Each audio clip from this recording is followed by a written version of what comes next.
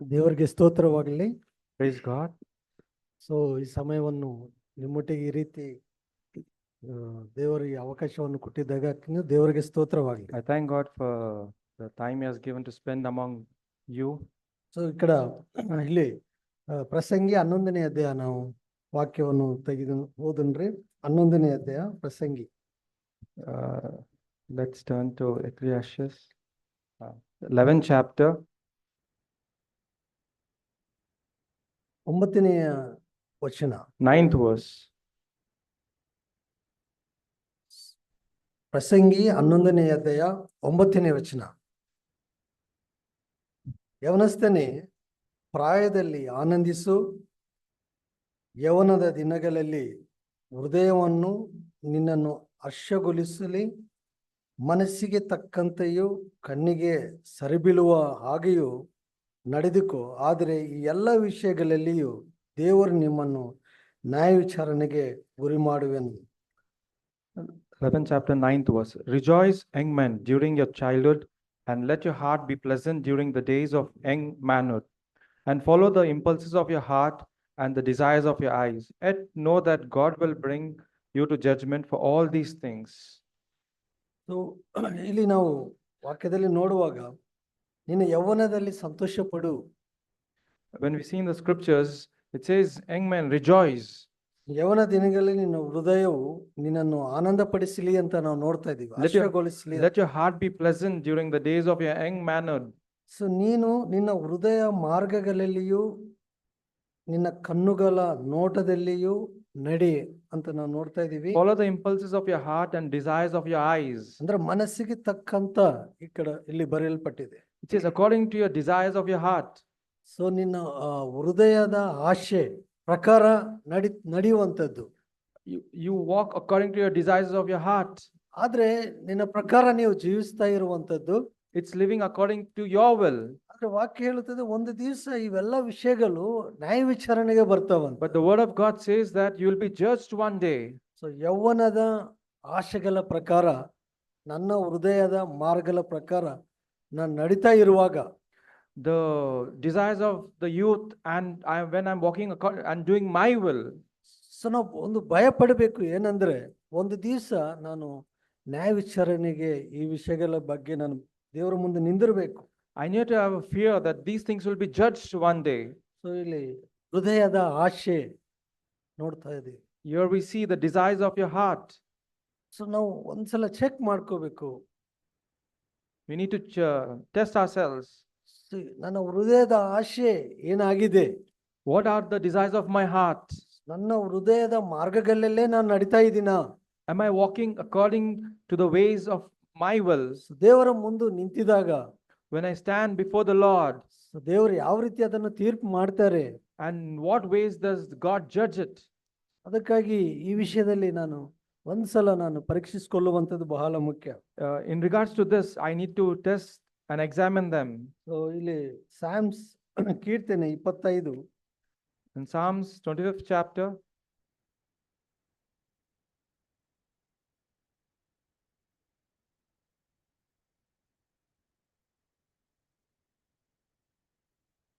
ಇಪ್ಪತ್ತೈದನೇ ಅಧ್ಯಾಯ 4ನೇ ವಚನ ನಾವು ನೋಡೋಣ್ರಿ. 25th chapter 4th verse.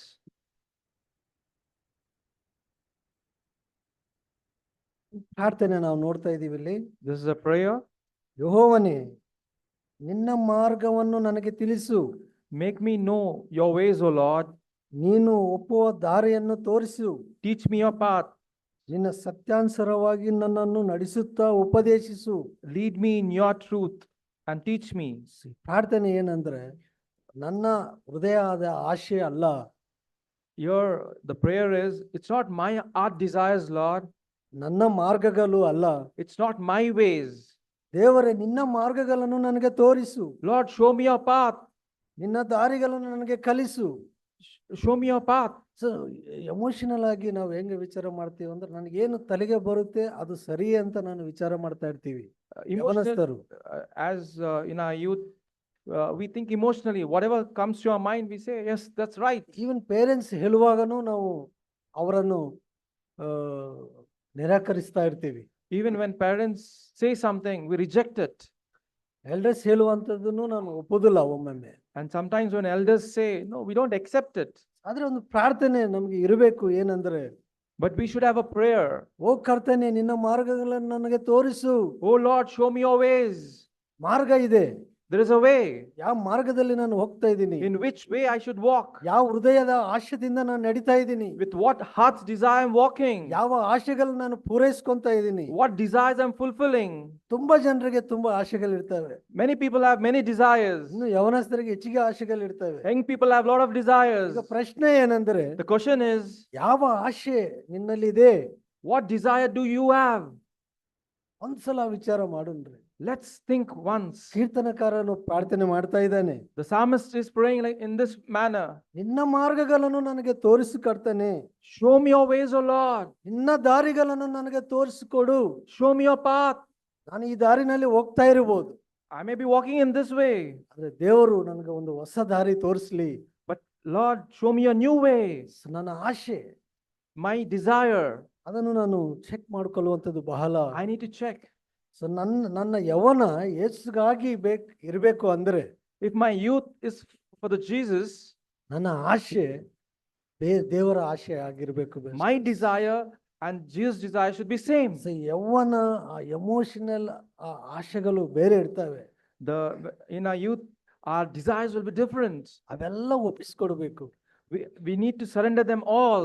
ದೇವರ ಒಂದು ಹೊಸ ದಾರಿ ತೋರಿಸು ದೇವರೇ. Lord, show me a new way. ನನ್ನ ಆಶೆ ಬೇರೆ ಆಗಬೇಕು. ಯೇಸು ಸ್ವಾಮಿ ನನ್ನ ಆಶೆ ಆಗಿರಬೇಕು. My desire should be different. Lord, you should be my desire. ಈ ಕಡೆ ಏನಂತಾನಂದ್ರೆ, ನೀನು ನನ್ನ ರಕ್ಷಣಾ ದೇವರಾಗಿದ್ದಿ. You are my salvation, O Lord. ನಾನು ದಿನವೆಲ್ಲ ನಿನ್ನನ್ನು ನಿರೀಕ್ಷಿಸ್ತೇನೆ. All day long I wait for you. ದಿನವೆಲ್ಲ ನಿನ್ನನ್ನೇ ನಿರೀಕ್ಷಿಸುವನಾಗಿರ್ಬೇಕು ಅಂತ ಹೊಸ ದಾರಿ. It says in the new way, it says that all day long I wait for you. ಹೊಸ ಆಶೆ, A new desire, ಹೊಸ ಮಾರ್ಗ. a new way. ಅದು ಏನಂದ್ರೆ, ದಿನವೆಲ್ಲ ನಿನ್ನನ್ನೇ ಆಶೆ ಪಡುವಂಥದ್ದು. All day long I desire you, O Lord. ಇಷ್ಟು ದಿನ ನನ್ನ ಶರೀರದಲ್ಲಿ ನನ್ನ ಎಮೋಷನಲ್ ಆಶೆಗಳ ಮೂಲಕ ನಾನು ಹೋಗ್ತಾ ಇರಬಹುದು. All these days I would have been walking according to my desires. ಆದ್ರೆ ಈಗಿಂದ ದಿನವೆಲ್ಲ ನಿನ್ನನ್ನು ನಿರೀಕ್ಷಿಸುವಂತ ಆಶೆ ನನ್ನಲ್ಲಿ ಬರಲಿ ದೇವರೇ ಅಂತ ಆಶೆ ಪಡುವಂಥದ್ದು ಬಹಳ ಒಳ್ಳೇದು. But now onwards, Lord, let this new desire come in me that I will be waiting upon you. So ಯೋಹಾನು 20ನೇ ಅಧ್ಯಾಯದಲ್ಲಿ ನಾವು ನೋಡುವಾಗ, John 20.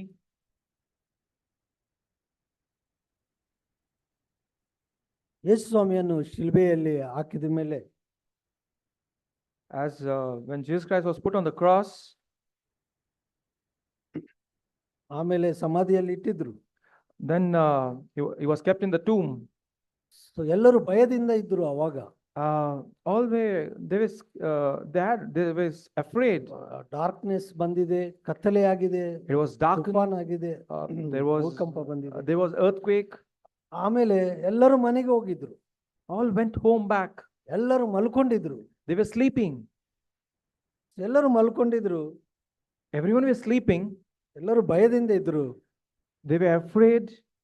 ಆದ್ರೆ But ಒಬ್ಬರು ಮಾತ್ರ ಮಲ್ಕೊಂಡಿದ್ರೋ ಇಲ್ಲೋ ಗೊತ್ತಿಲ್ಲ. one, I don't know whether they were sleeping or not. ಮೊದಲನೇ ವಚನ, John 21. ಮೊದಲನೇ ವಚನ, ವಾರದ ಮೊದಲನೆಯ ದಿನದಲ್ಲಿ ಮಗ್ದಲೇನಿ ಮರಿಯಳು ಮುಂಜಾನೆ ಇನ್ನು ಕತ್ತಲೆ ಇರುವಾಗಲೇ ಸಮಾಧಿ ಬಳಿಗೆ ಬಂದು ಸಮಾಧಿಯಲ್ಲ ಕಳ್ಳಿ ಕಡೆ ಅಲ್ಲಿ ನಿಂತಿದ್ಲು ಅಂತ ನಾವು ನೋಡ್ತಾ ಇದೀವಿ. Now on the first day of the week, Mary Magdalene came early to the tomb while it was still dark and saw the stone already taken away from the tomb. 11ನೇ ವಚನದಲ್ಲಿ, ಆದರೆ ಮರಿಯಳು ಹೊರಗೆ ಸಮಾಧಿಯ ಬಳಿಯಲ್ಲಿ ಅಳುತ್ತಾ ನಿಂತಿದ್ಲು. 11th verse, but Mary was standing outside the tomb weeping. ಅವರಲ್ಲಿ ಆಶೆ ಇದೆ. She had a desire. ಅದಕ್ಕೆ ಮುಂಜಾನೆ ಎದ್ದು ಬಿಟ್ಲು. She woke up early morning. ಯೇಸು ಸ್ವಾಮಿಯನ್ನು ನೋಡಿ ಬರಬೇಕು. She wanted to see Jesus. ಅವ್ರಿಗೆ ಆಶೆ, ಆ ಯೋಚನೆ ಅವರಲ್ಲಿ ನಾವು ನೋಡ್ತಾ ಇದ್ದೀವಿ. We can see this thought in her. ಅಲ್ಲಿ ಯೇಸು ಸ್ವಾಮಿ ಇದಾರ? Whether there is Jesus Christ over there, ಇಲ್ಲ, ಡೆಡ್ ಬಾಡಿ ಇದೆ. There is a dead body over there. No problem, dead body ಆದ್ರೂ ಯೇಸು ಸ್ವಾಮಿ ಆ ಬಾಡಿಯನ್ನು ನಾನು ನೋಡ್ಬೇಕು ಅಂತ ಆಸೆ ಇದೆ. Even it is a dead body, still I want to see it. That is Wow. it, that desire she had. ಯೇಸು ಸ್ವಾಮಿ ಮೇಲೆ ಅವರ ಆಸೆ ಇದೆ ಅಂತ ನನಗೆ ಇಲ್ಲಿ ಕಾಣ್ತಾ ಇದೆ. I see that she had the desire to see Jesus. ಅದಕ್ಕಾಗಿ ಯಾರು ನೋಡಿಲ್ಲ ಯೇಸು ಸ್ವಾಮಿಯನ್ನು. ಅಲ್ಲಿ No. ಹೋಗಿದಾಗ ಬಾಡಿ ಇದ್ದಿಲ್ಲ. No one has seen Jesus Christ, and when she went there, there was Jesus Christ's body also was not there. ಶಿಷ್ಯರಿಗೆ ಹೋಗಿ ಕರ್ಕೊಂಡು ಬಂದಿದ್ದಾಳೆ. She went and called some few disciples. ಎಲ್ಲ ಕಡೆ ಹುಡುಕಿದ್ದಾರೆ, They searched, ಸಿಕ್ಕಿಲ್ಲ. they couldn't find, ಮತ್ತು ತಿರುಗಿ ಶಿಷ್ಯರು ಹೋಗ್ಬಿಟ್ರು. and later the disciples returned. ಆದ್ರೆ ಮರೆಯಲು ಹೋಗಿಲ್ಲ. But Mary, she didn't go. ಸುಮ್ಮನೆ ಹೋಗಿ ಮಲ್ಕೊಳ್ಳಿಕ್ಕೆ ಇಷ್ಟ ಆಗೋಲ್ತು, ಮನೆಗೆ ಹೋಗ್ಲಿಕ್ಕೆ ಇಷ್ಟ ಆಗೋಲ್ತು. She couldn't go back home and sleep, or she didn't want to go. ಹೆಂಗಾದ್ರೂ ನಾನು ಯೇಸು ಸ್ವಾಮಿಯನ್ನು ನೋಡ್ಬೇಕು. Somehow I want to see Jesus. ಆ ಬಾಡಿ ಎಲ್ಲಿದೆ? Where is the body? ಮರೆಯಲಲ್ಲಿ ಯೇಸು ಸ್ವಾಮಿಯನ್ನು ನೋಡುವಂತ ಆಸೆ ಇಲ್ಲಿ ನಾವು ನೋಡ್ತಾ I ಇದ್ದೀವಿ. can see Mary had the desire to see Jesus. 14ನೇ ವಚನ, 14th verse. ಇದನ್ನು ಹೇಳಿ ತಿರುಗಿಕೊಂಡು ಯೇಸು ನಿಂತಿರುವುದನ್ನು ಕಂಡಲು. When she saw that Jesus was standing there. ಆಮೇಲೆ ಲಾಸ್ಟ್ಗೆ ಯೇಸು ಸ್ವಾಮಿಯನ್ನು ಅಲ್ಲಿ ಕಂಡಲು ಅಂತ ನಾವು She ನೋಡ್ತಾ saw ಇದ್ದೀವಿ. Jesus standing there.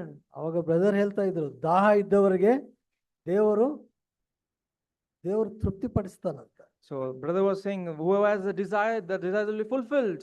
ಗೊತ್ತಾ, ಮೊದಲನೇ ಸಾರಿ ಮರಿಯಲು ಪುನರುದ್ಧಾನ ಹೊಂದಿದ್ದ ಯೇಸು ಸ್ವಾಮಿಯನ್ನು ನೋಡಿದಾಳೆ. Mary Magdalene saw resurrected Jesus. ಯಾರು ನೋಡಿಲ್ಲ. No one else saw. ಅವಕಾಶ ಯಾರಿಗೆ ಸಿಕ್ಕಿದೆ? This opportunity, no one else couldn't get it. ಎಲ್ಲರಿಗೂ ಆಸೆ ಇಲ್ಲ, ನಿದ್ರೆ, ಭಯ, ಕತ್ತಲೆ, ಹೋಗ್ಬಿಟ್ರು ಮನೆಗೆ. Others were sleeping, they were afraid, it was dark, and some went back. ಒಬ್ಬರಿಗೆ ಇದೆ ಆಸೆ, One person had the desire, ನಾನು ಯೇಸು ಸ್ವಾಮಿಯನ್ನು ನೋಡಬೇಕು. I need to see Jesus. ಅದಕ್ಕಾಗಿ ಮೊದಲನೇ ಪುನರುದ್ಧಾನ ಹೊಂದಿದಂತ ಯೇಸು ಸ್ವಾಮಿ ಮರಿಯಲ್ಗೆ ಕಾಣಿಸ್ಕೊಂಡಿದ್ದಾನೆ. ಮರಿಯಲೇ ಅಂತ ಕರಿತಾ ಇದ್ದಾನೆ. Jesus, after resurrecting, he approached Mary and said, Mary. So ನಿರೀಕ್ಷಿಸುವಂತದ್ದು, So waiting, ಯೇಸು ಸ್ವಾಮಿಯನ್ನೇ ನಿರೀಕ್ಷಿಸುವಂತದ್ದು, waiting for the Lord Jesus. ಆ ಆಶೆ, ಹೃದಯದ ಆಶೆ ಏನಾಗಿದೆ ಅನ್ನೋದು ನಾವು ಚೆಕ್ ಮಾಡ್ಕೊಂತ ಇದೀವಿ ಅಷ್ಟೇ. We need to examine what is the desire of our heart is. ಅನೇಕ ಆಶೆಗಳು ನಮ್ಮಲ್ಲಿ ಹೋರಾಟ ಇರುತ್ತದೆ. There are many desires where they're fighting around. So ಮರಿಯಲಿಂದ ನನಗೆ ಪ್ರೋತ್ಸಾಹ ಆಗಿದ್ದೇನೆಂದ್ರೆ, What I've been encouraged by Mary. ಯೇಸು ಸ್ವಾಮಿಗಾಗಿ ಹೃದಯದಲ್ಲಿ ಆಶೆ ಇರುವಾಗ ಒಂದು ದಿವಸ ಪುನರುದ್ಧಾನ ಹೊಂದಿದೆ ಅಂತ ಯೇಸು ಸ್ವಾಮಿಯನ್ನು ಮರಿಯಲು ನೋಡಿದಾಳೆ. So she had a desire to see Jesus, and one day she saw the resurrected Jesus. ಆಶೆ ಇರುವಾಗ ಆಗುತ್ತೆ. When we have a desire, it is possible, brothers and sisters. ಏನು ಆಶೆಗಳು ನಮ್ಮಲ್ಲಿ ಇದಾವೆ, What desires do we have? ಅದನ್ನು ನಾವು ಪರೀಕ್ಷೆ ಮಾಡ್ಕೋಬೇಕು. Let's examine them. ಸೊ ಯೇಸು ಸ್ವಾಮಿಯಾಗಿ ನಾನು ಯವನ ಇರಬೇಕು ಅಂದ್ರೆ, If my youth has to be for Jesus, ನಾವು ಇನ್ನೊಂದು ಉದಾಹರಣೆ ನಾವು ನೋಡೋಣ. then let's see another example. ಆದಿಕಾಂಡ Genesis 39 39.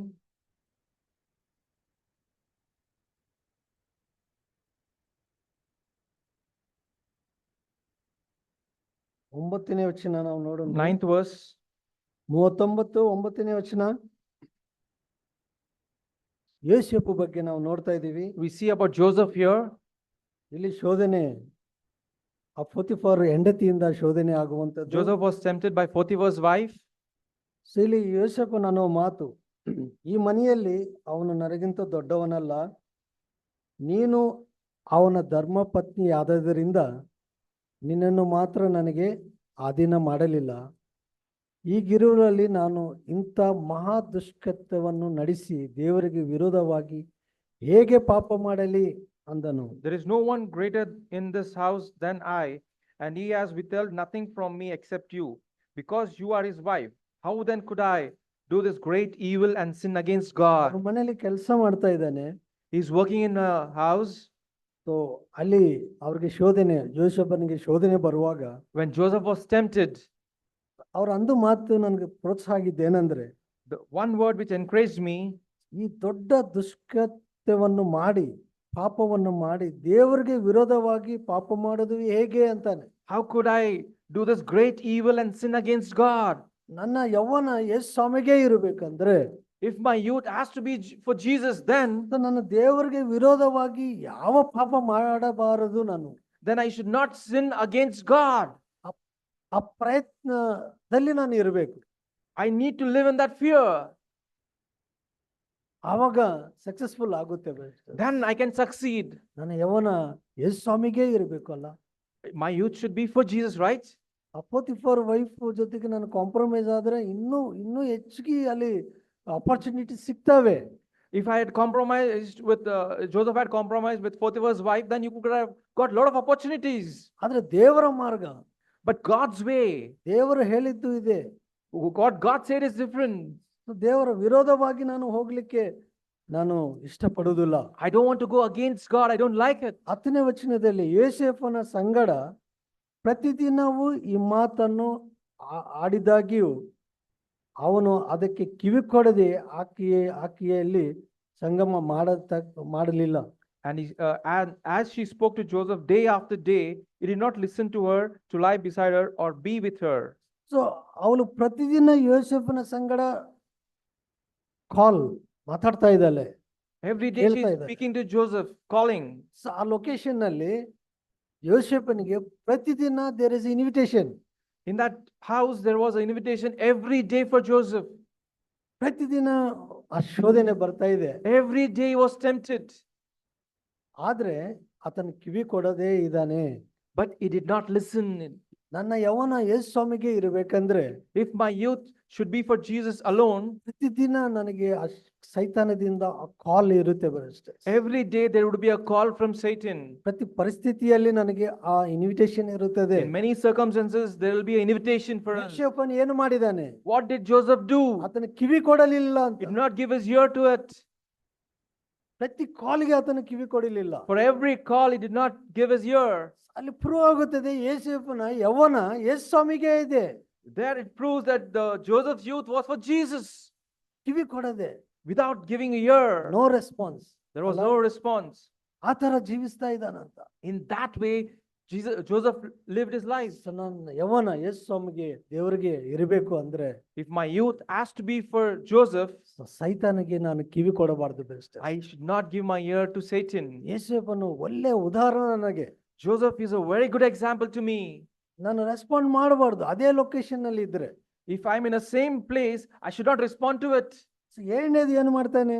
Second, what he does 12ನೇ ವಚನದಲ್ಲಿ, in 12th verse, ಆಗ ಆಕೆ ಅವನ ವಸ್ತ್ರವನ್ನು ಹಿಡಿದುಕೊಂಡು ನನ್ನ ಸಂಗಡ ಮಲಗು ಅಂದಳು. ಆದರೆ ಅವನು ತನ್ನ ವಸ್ತ್ರಗಳನ್ನು ಅವಕ್ಕೆ ಬಿಟ್ಟು ಹೊರಗೆ ಓಡಿ ಹೋದನು. she caught him by his garment, saying, lie with me, and he left his garment in her hand and fled and went outside. ಒಂದು ಅಲ್ಲಿ ಇದ್ದಾಗನು ಕಿವಿ ಕೊಡಲಿಲ್ಲ. when he was there, he did not give his ear. ಇನ್ನೊಂದು ಎರಡನೇದು ಏನಂದ್ರೆ ಅಲ್ಲಿಂದ ಓಡಿ ಹೋದನು. Second, he fled from that place. ಈ ತರ ನಾನು ಅದೇ ಲೊಕೇಶನ್ ನಲ್ಲಿ ಇದ್ರೆ ಅಟ್ಲೀಸ್ಟ್ ನಾನು ರೆಸ್ಪಾಂಡ್ ಮಾಡಬಾರ್ದು, ನಾನು ಕೇಳಬಾರ್ದು. if I'm in the same place, then first thing is I should not respond, I should not hear. ಎರಡನೇದು ಅಲ್ಲಿಂದ ಓಡಿ ಹೋಗುವಂಥದ್ದು ಇನ್ನೂ ಸೇಫ್ ರೀ. Second, the safest thing is to run away from there. ಅದಕ್ಕಾಗಿ ಯೋಸೇಫನು ಅಲ್ಲಿಂದ ಓಡಿ ಹೋದನು. So Joseph ran from there. ಜೈಲಿಗೆ ಹೋದ್ರೂ ಪರವಾಗಿಲ್ಲ, even I go to jail also, it's okay. ನನಗೆ ನಷ್ಟ ಆಗಿದ್ರೂ ಪರವಾಗಿಲ್ಲ, even I bear loss, it's fine. ಆದ್ರೆ ದೇವರಿಗೆ ವಿರೋಧವಾಗಿ ನಾನು ಪಾಪ ಮಾಡುವುದಿಲ್ಲ. but I will not sin against God. ಪಾಪ ಬಹಳ ಗಂಭೀರವಾದದ್ದು. Sin is very serious. ನನ್ನ ಭವಿಷ್ಯತ್ತನ್ನು ನಾಶ ಮಾಡುತ್ತದೆ. it spoils my future. ದೇವನ యొక్క ಪ್ರಣಾಳಿಕ ಫೇಲ್ ಆಗುತ್ತದೆ ನನ್ನ ಜೀವಿತದಲ್ಲಿ. God's plan will change, or it will change. ನನ್ನ ಮೇಲಿದ್ದಂತ ಅಭಿಷೇಕ ಕಳ್ಕೊಂತೀನಿ ನಾನು. I lose the anointing which God would had given on me. ಇಲ್ಲಾಂದ್ರೆ ನನಗಿದ್ದಂತ ರಕ್ಷಣೆ ನಾನು ಕಳ್ಕೊಂತೀನಿ. or I may lose my salvation. ಅದಕ್ಕೆ ಏನಾದರೂ ಆಗಲಿ impact, let the consequences whatever it be, ನನ್ನ ಯೌವನ ಯೇಸು ಸ್ವಾಮಿಗೆ ಇರಬೇಕಂದ್ರೆ, if my youth has to be for Jesus, ಆ ಲೊಕೇಶನ್ ಇಂದ ಸ್ಥಳದಿಂದ ಓಡಿ ಹೋಗೋರಾಗಿ I should run away from that place. ಈ ತರ ಮಾಡುವಾಗ when I do these things, ನಿಜವಾಗಿ ನಾನು ಅದನ್ನು ಮೇಂಟೈನ್ ಮಾಡಬಹುದು. Best and really I can maintain that kind of a life. 2ನೇ ತಿಮೋತಿನಲ್ಲಿ ವಾಕ್ಯ ನೋಡ್ತೀವಿ. We see a verse in 2 Timothy. 2ನೇ ಅಧ್ಯಾಯ 22ನೇ ವಚನ. second chapter,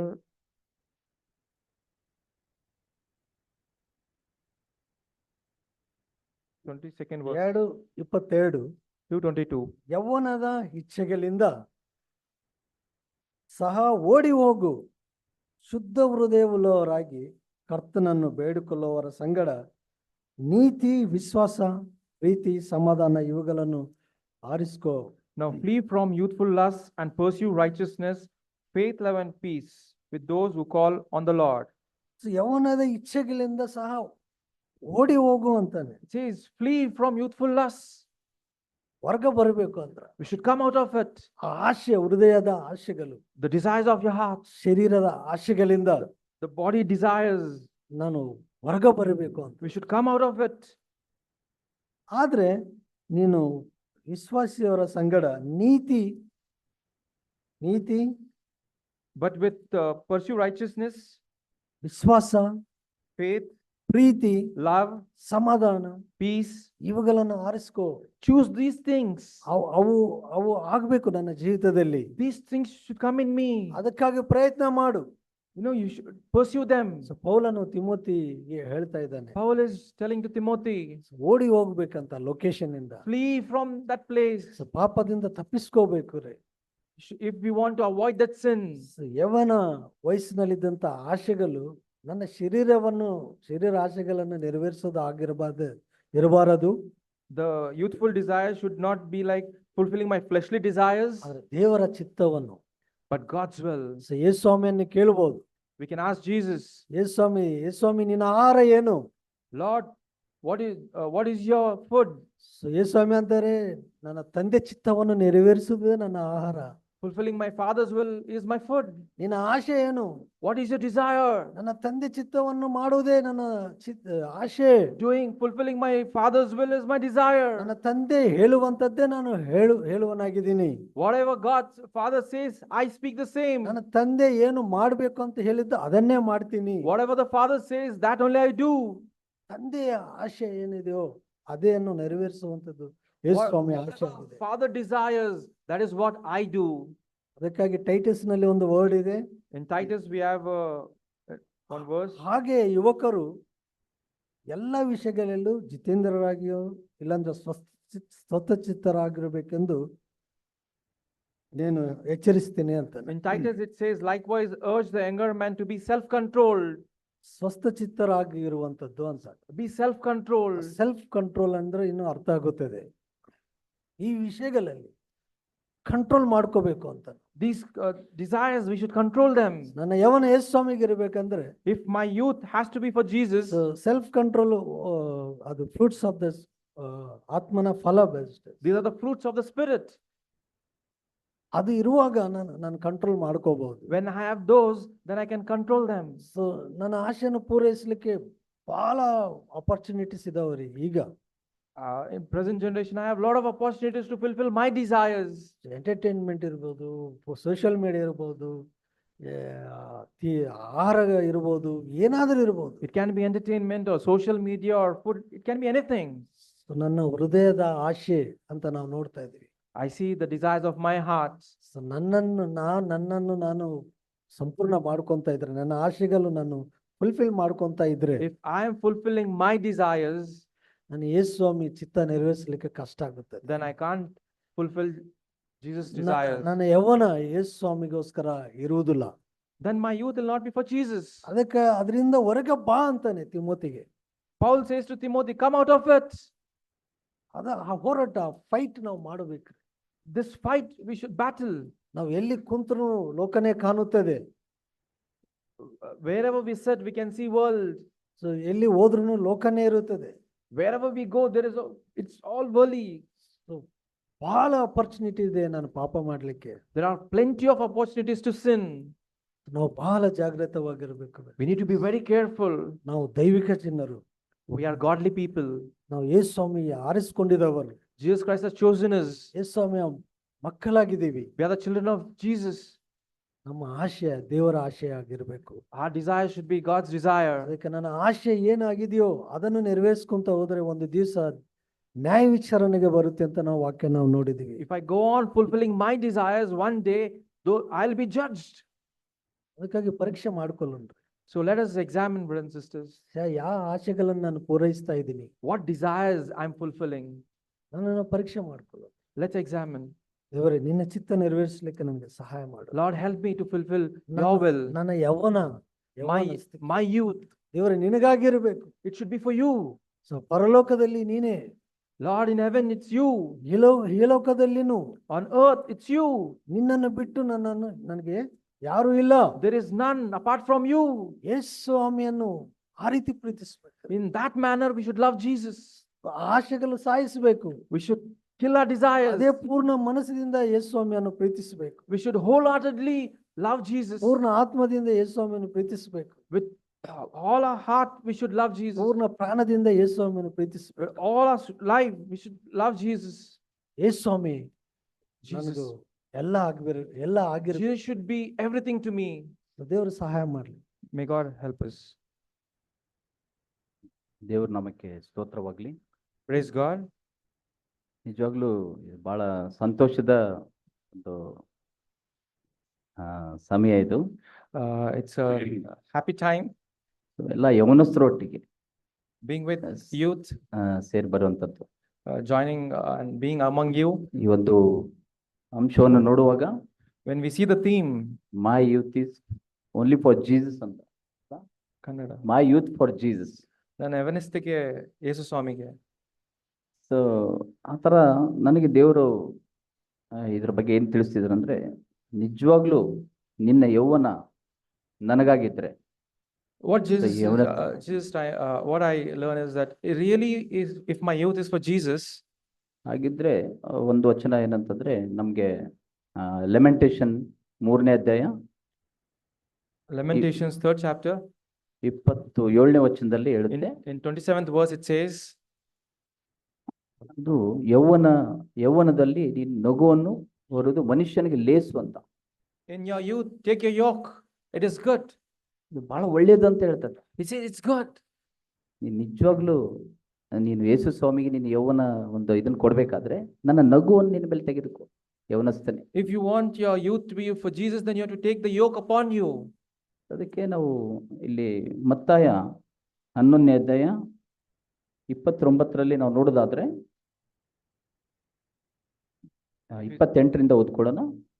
Matthew 11, 11, 28 and 29. 28 and 29. ಎಲೆ ಕಷ್ಟಪಡುವವರೇ, ಹೊರೆ ಹೊತ್ತವರೇ, ನೀವೆಲ್ಲರೂ ನನ್ನ ಬಳಿಗೆ ಬನ್ನಿರಿ, ನಾನು ನಿಮಗೆ ವಿಶ್ರಾಂತಿ ಕೊಡುವೆನು ಅಂತ. ಸೊ ಇಲ್ಲಿ ಯೇಸು ಸ್ವಾಮಿ ಆಹ್ವಾನಿಸ್ತಾ ಇದ್ದಾನೆ, ಎಲೆ ಕಷ್ಟಪಡುವವರೇ, ಹೊರೆ ಹೊತ್ತವರೇ ಅಂತ. Come to me all who are weary and heavy laden. Here Jesus is inviting us who all are weary and heavy laden. ಯಾರ್ಯಾರು ತಮ್ಮ ಸ್ವಂತ ಜೀವಿತದಲ್ಲಿ ಸೋತಿದಾರೋ, In your personal lives who have failed, ಅವರ ಜೀವಿತ ಅವರಿಗೆ ಭಾರವಾಗಿದೆ, where you see heavy burden upon you. ಯೇಸು ಸ್ವಾಮಿ ಆತ್ಮ ಏನಂತಂದ್ರೆ ನಿಮ್ಗೆಲ್ಲರಿಗೂ ವಿಶ್ರಾಂತಿಯನ್ನ ನಾನು ಕೊಡ್ಬೇಕಂತಿದ್ದೇನೆ. Jesus says, I will give you rest. ನೋಡ್ರಿ, ನಾವೇ ಯಾವ್ದಾದ್ರು ಮನುಷ್ಯ ಒಂದು ಹೊರೆಯನ್ನು ಹೊತ್ಕೊಂಡು, ಭಾರವಾದ ಹೊರೆಯನ್ನು ಹೊತ್ಕೊಂಡು ಬರ್ತಾ ಇರೋಂಥ ಒಬ್ಬ ಮನುಷ್ಯನನ್ನು ನಾವು ನೋಡುವಾಗ, If you see a person lifting a heavy weight and walking along, ನಮ್ಗೆ ಅವ್ನು ನೋಡಿ ಒಂದು ಕರುಣೆ ಬರ್ತೈತಿ, ಒಂದು ಕನ್ಸರ್ನ್ ಬರ್ತೈತಿ ಅವನ ಬಗ್ಗೆ, we ಚಿಂತೆ. see, oh, we have sympathy on them. ಏನಾದ್ರು ಸಹಾಯ ಮಾಡ್ಲಾ ಅಂತ. Should we help him? So ಯೇಸು ಸ್ವಾಮಿ ಅದೇ ಒಂದು ಆತ್ಮದಿಂದ ನಮ್ಮ ವಿಷಯದಲ್ಲಿ ಈ ಒಂದು ನಗುವನ್ನು ತೆಗೆದುಕೊಂತ ಹೇಳೋಕ್ಕಿಂತ ಮುಂಚೆ ಏನ್ ಹೇಳ್ತಾನೆ, ನನ್ನ ಬಳಿಗೆ ಬನ್ರಿ ಅಂತ. But in the same way, Jesus is saying, before taking the yoke, first come to me. So ನೀವು ಕಷ್ಟಪಡ್ತಾ ಇದ್ರೆ ನನ್ನ ಬಳಿಗೆ ಬನ್ರಿ, ನಾನು ನಿಮ್ಗೆ ವಿಶ್ರಾಂತಿನ ಕೊಡ್ತೇನೆ. Are you struggling? Come to me. I'll give you rest. ಇಲ್ಲಿ 29ನೇ ವಚನ, ನಾನು ಸಾತ್ವಿಕನು ದೀನ ಮನಸ್ಸುಳ್ಳವನು ಆಗಿರುವುದರಿಂದ ನನ್ನ ನಗುವನ್ನು ನಿಮ್ಮ ಮೇಲೆ ತೆಗೆದುಕೊಂಡು ನನ್ನಲ್ಲಿ ಕಲಿತುಕೊಳ್ಳ್ರಿ ಅಂತ. 29th verse, take my yoke upon you and learn from me, for I am gentle and humble in heart. ಯೇಸು ಸ್ವಾಮಿ ಆ ಕಷ್ಟಪಡೋರು, ಹೊರೆ ಹೊತ್ತವರು ಅವ್ರನ್ನು ಆಹ್ವಾನಿಸ್ತಾ ಇದ್ದಾನೆ, ಯಾಕಂದ್ರೆ ಅವ್ರಿಗೆ ವಿಶ್ರಾಂತಿ ಕೊಡ್ಬೇಕಂತ ಆತನಿಗೆ ಇಷ್ಟ ಇದೆ. Jesus is inviting who are weary and heavy laden, so he wants to give you rest. ಆದ್ರೆ ಹೇಗೆ ಅಂತಂದ್ರೆ, ಟೇಕ್ ಮೈ ಯೋಕ್ ಅಂತ, ನನ್ನ ನಗುವನ್ನು ತೆಗೆದುಕೊಳ್ಳಿ. How? Jesus says that take my yoke upon you. So ಯೇಸು ಸ್ವಾಮಿ ಇಲ್ಲಿ ವೆರಿ ಕ್ಲಿಯರ್ ಮಾಡ್ತಾ ಇದ್ದಾನೆ, ನಾನು ನಿಮ್ಗೆ ವಿಶ್ರಾಂತಿ ಕೊಡಬೇಕು, ನಾನು ನಿಮ್ಮನ್ನು ಆಧರಿಸ್ಬೇಕಾದ್ರೆ ನೀವು ನನ್ನ ನಗುವನ್ನು ತೆಗೆದುಕೊಡ್ರಿ. Jesus is very clear that he wants to give you rest, but how? You need to take the yoke upon you. So ಯಾವ ತರ ಅಂತಂದ್ರೆ, ನಾವು ಒಬ್ಬ ರೈತನ ಒಂದು ಕೆಲಸವನ್ನು ನಾವು ನೋಡ್ತೀವಿ. We see the work of a farmer. So ಅವನ ಹತ್ರ ಒಂದು ಹಳೆ ಎತ್ತಿರುತ್ತೆ. He has an old ox. So ಅದು ಬಹಳ ಎಕ್ಸ್ಪರ್ಟ್ ಆಗಿರ್ತದೆ. That ox is, it knows its work. So ಅದು ಸ್ವಲ್ಪ ಅದಕ್ಕೆ ಸೊನ್ನೆ ಸಾಕು, ಅದು ಸರಿಯಾದ ಮಾರ್ಗವನ್ನು ಹಿಡಿದು ನಡೆಯುವಂಥದ್ದಾಗಿರುತ್ತೆ. It's just you need to tap and it goes in a right way. So ಅದೇ ತರ ಅದ್ರ ಜೊತೆಗೆ ಒಂದು ಹೊಸ ಎತ್ತನ್ನು ಜೋಡಿಸೋದಾದ್ರೆ, If you join a new oxen to the old one, ಅದು ಯಂಗ್ ಆಗಿರುವಂಥದ್ದು, which is young, not old one, Young. young. ಹಳೆ ಎತ್ತಿನ ಜೊತೆಗೆ ಹೊಸ ಎತ್ತನ್ನು ಜೋಡಿಸೋದಾದ್ರೆ, If you join an young oxen to the old oxen, ಅದನ್ನ ಹೂಡುವಾಗ when it both join together, so ಅದ್ರ ಮೇಲೆ ಒಂದು ನಗುವನ್ನು ಹಾಕ್ತಾರೆ. they put a yoke upon them. So ಯಾವ ತರ ಅಂದ್ರೆ ಎರಡು ಸೇರಿ ನಡೆಯುವಾಗ, When they walk together, so ಹೊಸ ಎತ್ತು ಅದು ತಪ್ಪಾದ ಹೆಜ್ಜೆ ಇಡಕ್ಕೆ ಸಾಧ್ಯತೆ ಇದೆ. the young oxen, there are chances of doing mistakes. ಆದ್ರೆ ಇದು ಹಳೆ ಎತ್ತು ಏನ್ ಮಾಡುತ್ತೆ ಅಂದ್ರೆ, ಅದನ್ನ ಸರಿಯಾದ ಮಾರ್ಗಕ್ಕೆ, ಅದನ್ನ ಆ ನಗು ಅದ್ರ ಮೇಲೆ ಇರೋದ್ರಿಂದ ಸರಿಯಾದ ಮಾರ್ಗಕ್ಕೆ ಅದನ್ನ ಎಳೆಯುತ್ತೆ. So this old oxen which knows its ways, so it corrects the younger one and leads in the right direction.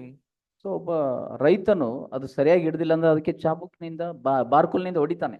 So if the oxens are going in the wrong direction, it takes a whip. The farmer takes a whip and hits them. So ಅದು ಹೊಡ್ತಾ ತಿನ್ನುತ್ತೆ, ಆಮೇಲೆ line ಹಿಡಿಯುತ್ತೆ. So after taking the beating, it again comes back in track. So ಅಲ್ಲಿ ಹಳೆ ಎತ್ತಿನ ಒಂದು ಪ್ರಭಾವ ಏನಂತಂದ್ರೆ, The experienced old oxen, how it affects it. So ಹೊಸ ಎತ್ತಿಗೆ ಅದು ಸಹಾಯ ಕೊಡುತ್ತೆ. It helps the young oxen ಆ ರೈತನಿಂದ ಬೀಳುವಂತ ಹೊಡೆತದಿಂದ ತಪ್ಸೋಕೆ, so that it will not get the beatings from the farmer. So ಇದು ಅದನ್ನ ಎಳೆಯುವಾಗ ಅದು ಸರಿಯಾದ ಮಾರ್ಗದಲ್ಲಿ ಹೋಗೋದ್ರಿಂದ, So as this old oxen drags this young oxen in the right direction, so ಅವಾಗ ರೈತನ ಹೊಡೆತ ಬೀಳೋದಿಲ್ಲ ಅದಕ್ಕೆ. the whip of the farmer will not touch it. So ಅಲ್ಲಿ ಏನ್ ನೋಡ್ತಾ ಇದೆ ಅಂದ್ರೆ, ಇದು ಹೊಸ ಎತ್ತು ಹಳೆ ಎತ್ತಿಗೆ ರೆಸ್ಪಾಂಡ್ ಮಾಡ್ತಾ ಇದೆ, ಅದು ಪ್ರತಿಕ್ರಿಯೆ ತೋರಿಸ್ತಾ ಇದೆ. The young oxen, if its ear is responding to the old oxen. So ಅವಾಗ ಇದ್ರ ಜೊತೆಗೆ ಅದು ನಡೆಯುವಾಗ ಅದು ರೈತನಿಗೆ ಬಹಳ ಸಂತೋಷ ತರುವಂಥದ್ದು. So as the young oxen walks along with the old oxen, the farmer feels happy. So ಪ್ರಾರಂಭದಲ್ಲಿ ಅದು ಎಡಬಹುದು, ತಪ್ಪದಾರಿ ಹಿಡಿಬಹುದು. Initially the young oxen may do some mistakes here and there. ಆದ್ರೆ ಅದು ಯಾವಾಗ ಪ್ರತಿಕ್ರಿಯೆ ತೋರಿಸುತ್ತೆ, ಅದಕ್ಕೆ ಓ ಕೊಡುತ್ತೆ.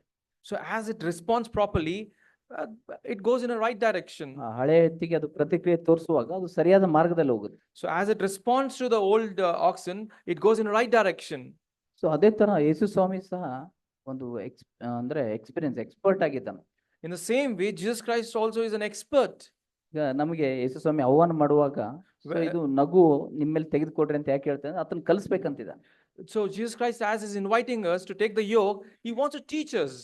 ಇಲ್ಲಿ ಅದೇ ನೋಡ್ತೀವಿ, ನಾನು ಸಾತ್ವಿಕನು, Here it says, I am gentle Deen ಮನಸ್ಸುಳ್ಳವನು and humble ಆಗಿರುವುದರಿಂದ ನನ್ನ ನಗುವನ್ನು ನಿಮ್ಮ ಮೇಲೆ ತೆಗೆದುಕೊಂಡು ನನ್ನಲ್ಲಿ ಕಲ್ತ್ಕೊಳ್ರಿ ಅಂತ ಹೇಳಿ. take my yoke upon you and learn from me. ಕಲ್ತ್ಕೊಳ್ರಿ, ನನ್ನಿಂದ ಕಲ್ತ್ಕೊಳ್ರಿ ಅಂತ. Learn from me, it says. ಇದರಿಂದ ನನಗೆ ಏನು ಇದು ಬರ್ತಾ ಇದೆ ಅಂತಂದ್ರೆ, ನಾವು ಯೇಸು ಸ್ವಾಮಿ ನೋಡ್ತೇವೆ ಆ ಒಂದು ಇಬ್ರಿಯ 4ನೇ ಅಧ್ಯಾಯ 15ನೇ ವಚನದಲ್ಲಿ, ಆತನು ನಮ್ಮ ಹಾಗೆ ಎಲ್ಲಾ ವಿಷಯಗಳು ಶೋಧಿಸಲ್ಪಟ್ಟ, ನಮ್ಗಿರೋ ಮಹಾಯಾಜಕನು ಆತ ನಮ್ಮ ಬಲಿಯಿಂದ ವಸ್ತು ವಿಷಯದಲ್ಲಿ ಅನತಾಪಿಲ್ಲದವನಲ್ಲ, ನಮ್ಮ ಹಾಗೆ ಶೋಧಿಸಲ್ಪಟ್ಟು ಪಾಪ ಮಾತ್ರ ಮಾಡಲಿಲ್ಲ. In Hebrews 4:15 we see that a high priest who has been tempted in every way, he shows sympathy on us, compassion on us, on our weaknesses. So ಆತನು ಪಾಪ ಮಾಡಲಿಲ್ಲ ಅಂತ ನಾವು ನೋಡ್ತಾ ಇದ್ದೀವಿ. And we see that he didn't sin. So ಆತನು ಆ ವಿಷಯದಲ್ಲಿ ಪರ್ಫೆಕ್ಟ್ ಆಗಿದ್ದಾನೆ. He is perfect in that. So ನಮ್ಮ ಒಂದು ನಮ್ಮ ಜೀವಿತ ನೋಡೋ ನಮ್ಮ ಒಂದು ಗುರುತು ಏನಂತಂದ್ರೆ, when we see our lives, one of the sign is, ನಮ್ಮ ಅಡ್ರೆಸ್ ಏನಂತಂದ್ರೆ, what is our address is, ನಾವು ಪಾಪಿಗಳು, we are sinners.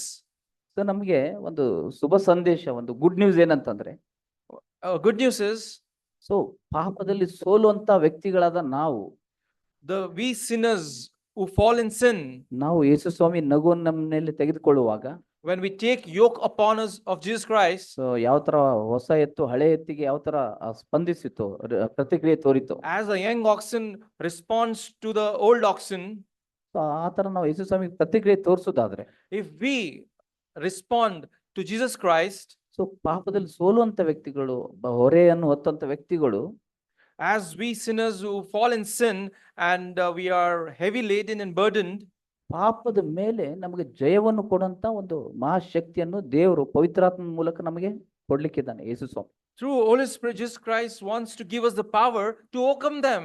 ಸೊ ಅದಕ್ಕೆ ಅದು ನೋಡ್ತೇವಲ್ಲ ವಚನ, ತತ್ತಿಯನ್ನು ಕೇಳೋನಿಗೆ ನಾನು ಚೋಳನ್ನು ಕೊಡೋದಿಲ್ಲ ಅಲ್ಲ, ಮೀನನ್ನು ಕೇಳಿದ್ರೆ ಹಾವನ್ನು ಕೊಡೋದಿಲ್ಲ ಅಂತ ನಾವು ನೋಡ್ತೇವೆ. We see a verse where if you ask for a fish, I would not give you a snake. So ನಾವು ಒಂದು ಪರಿಶುದ್ಧ ಜೀವಿತಕ್ಕಾಗಿ ನಾವು ದಾಹಳ್ಳವರಾಗಿರುವಾಗ ದೇವರು ಅದನ್ನ ನೋಡಿ ಸುಮ್ಮನೆ ಕೊಡೋದಿಲ್ಲ.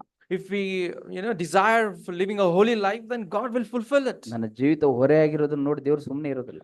If our life is heavy burdened, God doesn't sit quiet. ಆತ ನನಗೆ ಬಿಡುಗಡೆ ಕೊಡ್ಬೇಕಂತಿದ. He wants to deliver us. So ಎಷ್ಟು ವರ್ಷ ಸ್ವಾಮಿ ನಾ ಇನ್ನು ಈ ಒಂದು ಪಾಪದಲ್ಲಿ ಜೀವಿಸ್ಲಿ, Lord, how long, how many years still I should live in the sin? ಎಷ್ಟು ವರ್ಷ ನಾನು ನಿನ್ನ ಕಣ್ಣ ಎದುರಿಗೆ ಈ ತರ ನಾನು ದುಷ್ಟನಾಗಿ ಜೀವಿಸ್ಲಿ, How long should I live a wicked life in front ನನಗೆ of ಬಿಡುಗಡೆ you, Lord? ಇಲ್ಲವೋ, ನನಗೆ ಬಿಡುಗಡೆ ಇಲ್ಲವೋ. Lord, is there no deliverance for me? ನಾವು ಬೆಳಗ್ಗೆ ಕೇಳಿದಾಗೆ ಪೌಲನು ನನ್ನನ್ನು ಈ ಒಂದು ಎಂತ ದುರವಸ್ಥೆಯಲ್ಲಿರುವಂತ ಮನುಷ್ಯನ್ ನಾನು, ನನ್ನನ್ನು ಬಿಡಿಸೋರು ಯಾರು ಅಂತ ಒಂದು ಪ್ರಶ್ನೆ ಬಂತು In ಪೌಲನು. the morning we heard, Lord, I'm stuck in this wicked life. Lord, deliver me. So ಪೌಲನಿಗೆ ಆ ಒಂದು ಪಾಪದ ನಿಯಮದಿಂದ ಬಿಡುಗಡೆ ಮಾಡುವಂತ ಒಂದು ನಿಯಮ, ಅದು ಇವನಿಗೆ ಪೌಲನ್ ಗೊತ್ತಾಯ್ತು.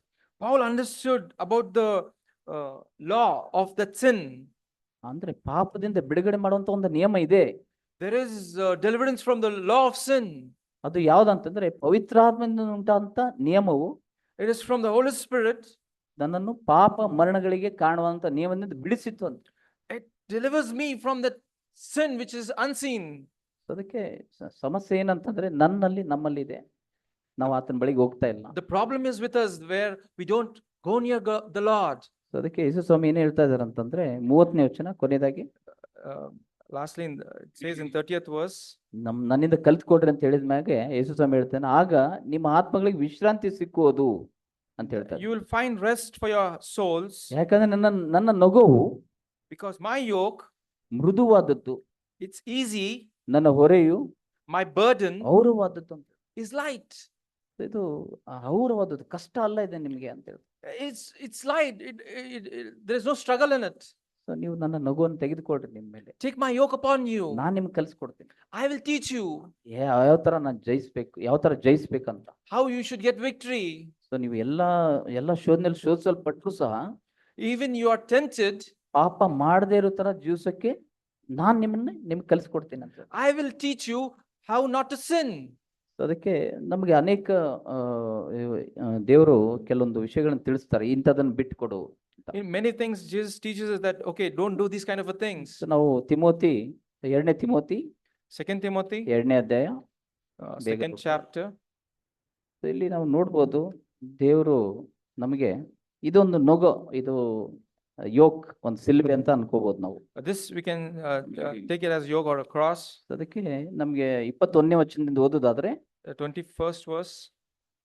ಹೀಗಿರಲಾಗಿ ಒಬ್ಬನು ಹೀನ ನಡತೆಯುಳ್ಳವರ ಸಹವಾಸವನ್ನು ಬಿಟ್ಟು ತನ್ನನ್ನು ಶುದ್ಧಿ ಮಾಡಿಕೊಂಡರೆ ಅವನು ಉತ್ತಮವಾದ ಬಳಕೆಗೂ ಯೋಗ್ಯನಾಗಿರುವನು.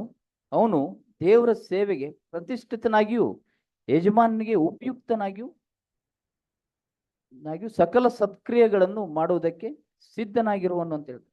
Therefore, if anyone cleanses himself from these things, he will be a vessel for honor, sanctified, useful to the master, prepared for every good work. ಇಲ್ಲಿ ಹೀನ ನಡತೆಯುಳ್ಳವರ ಸಹವಾಸ ಅಂತ ಹೇಳ್ತಾರೆ. It says with fellowship with humble people. ಯೌವನಸ್ಥರಿಗೆ ಈ ಒಂದು ಸಹವಾಸ ಇದು ಬಹಳ ಅವರನ್ನು ಲಾಸ್ ಮಾಡುವಂತದ್ದಾಗಿದೆ. ಸಹವಾಸ, ಫೆಲೋಶಿಪ್ ವಿತ್ ಅಂದ್ರೆ ದುಷ್ಟ ಸಹವಾಸ. Fellowship with wicked people, it brings loss. So ನಾವು ಸಭೆಗೆ ಬರ್ಬೋದು, ಎಲ್ಲ ಮಾಡ್ಬೋದು, ಆದ್ರೆ ಸಹವಾಸ ನಾನು ಮತ್ತೆ ಅನ್ಯರ ಒಟ್ಟಿಗೆ ಅಥವಾ ಈ ಲೋಕದ ವ್ಯಕ್ತಿಗಳ ಒಟ್ಟಿಗೆ ನಾನು ಫ್ರೆಂಡ್ಸ್ ಒಟ್ಟಿಗೆ ಇಟ್ಕೊಳ್ಳೋದಾದ್ರೆ, I may be coming to the church and do many things, but if I have fellowship with the worldly people, ಅವ್ರು ಯಾವ ಇದರಲ್ಲಿ ಹೆಚ್ಚಿನ ಸಮಯ ಕಳೀತಾ ಇರ್ತಾರೋ ಅದರಲ್ಲಿ ನಾನು ಪಾಲ್ಗಾರನಾಗೋದಾದ್ರೆ, if they are spending time in their own things and I'm being a part of it, ಹಾಗಿದ್ರೆ ನಾನು ದೇವರಿಗೆ ಉಪಯುಕ್ತನಾಗೋಕೆ ಸಾಧ್ಯ ಆಗೋದಿಲ್ಲ. then I may not be useful for the Lord.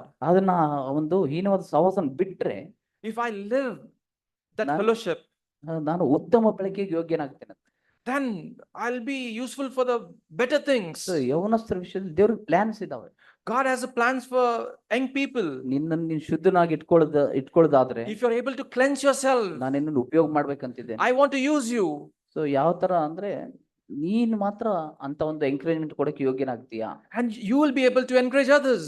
ಬೇರೆಯವ್ರು ಹೇಳಿದ್ರೆ ಆತನಿಗೆ ಎಂಕರೇಜ್ ಆಗಲ್ಲ. ಅದೇ ಪರಿಸ್ಥಿತಿಯಲ್ಲಿ ನೋವಿನಲ್ಲಿ ಭಾರದಿಂದ ಬಂದಂತ ವ್ಯಕ್ತಿಗೆ ನಿನ್ನ ಮುಖಾಂತರ ಅವನಿಗೆ ಎಂಕರೇಜ್ಮೆಂಟ್ ಕೊಟ್ಟು ಅವನನ್ನು ಧೈರ್ಯ ಪಡಿಸ್ತಾನೆ ದೇವ್ರು. Others can't encourage them, but through you who have gone through these things, if you encourage, it will be a blessing. ನಾನ್ ಮಾಡಕ್ಕಾಗಲ್ಲ, ಸನಿ ಮಾಡಕ್ಕಾಗಲ್ಲ, I can't do, brother can't do, or I can't do. ಬೇರೆ ಯಾರಿಂದ ಆಗಲ್ಲ. It is not possible by others. ನಿನ್ನನ್ನೇ ದೇವ್ರು ಉಪಯೋಗಿಸ್ಬೇಕಂತ. God want to use you. So ಈ ತರ ನಿನ್ನನ್ನೊಬ್ಬ ದೈವಿಕ ವ್ಯಕ್ತಿಯಾಗಿ, And as you need to be a godly person, ಮತ್ತು ದೇವರ ಶಿಷ್ಯನಾಗಿ ನಿನ್ನನ್ನು ಮಾಡ್ಬೇಕಂತಿದ್ದ. God wants to make you as a disciple.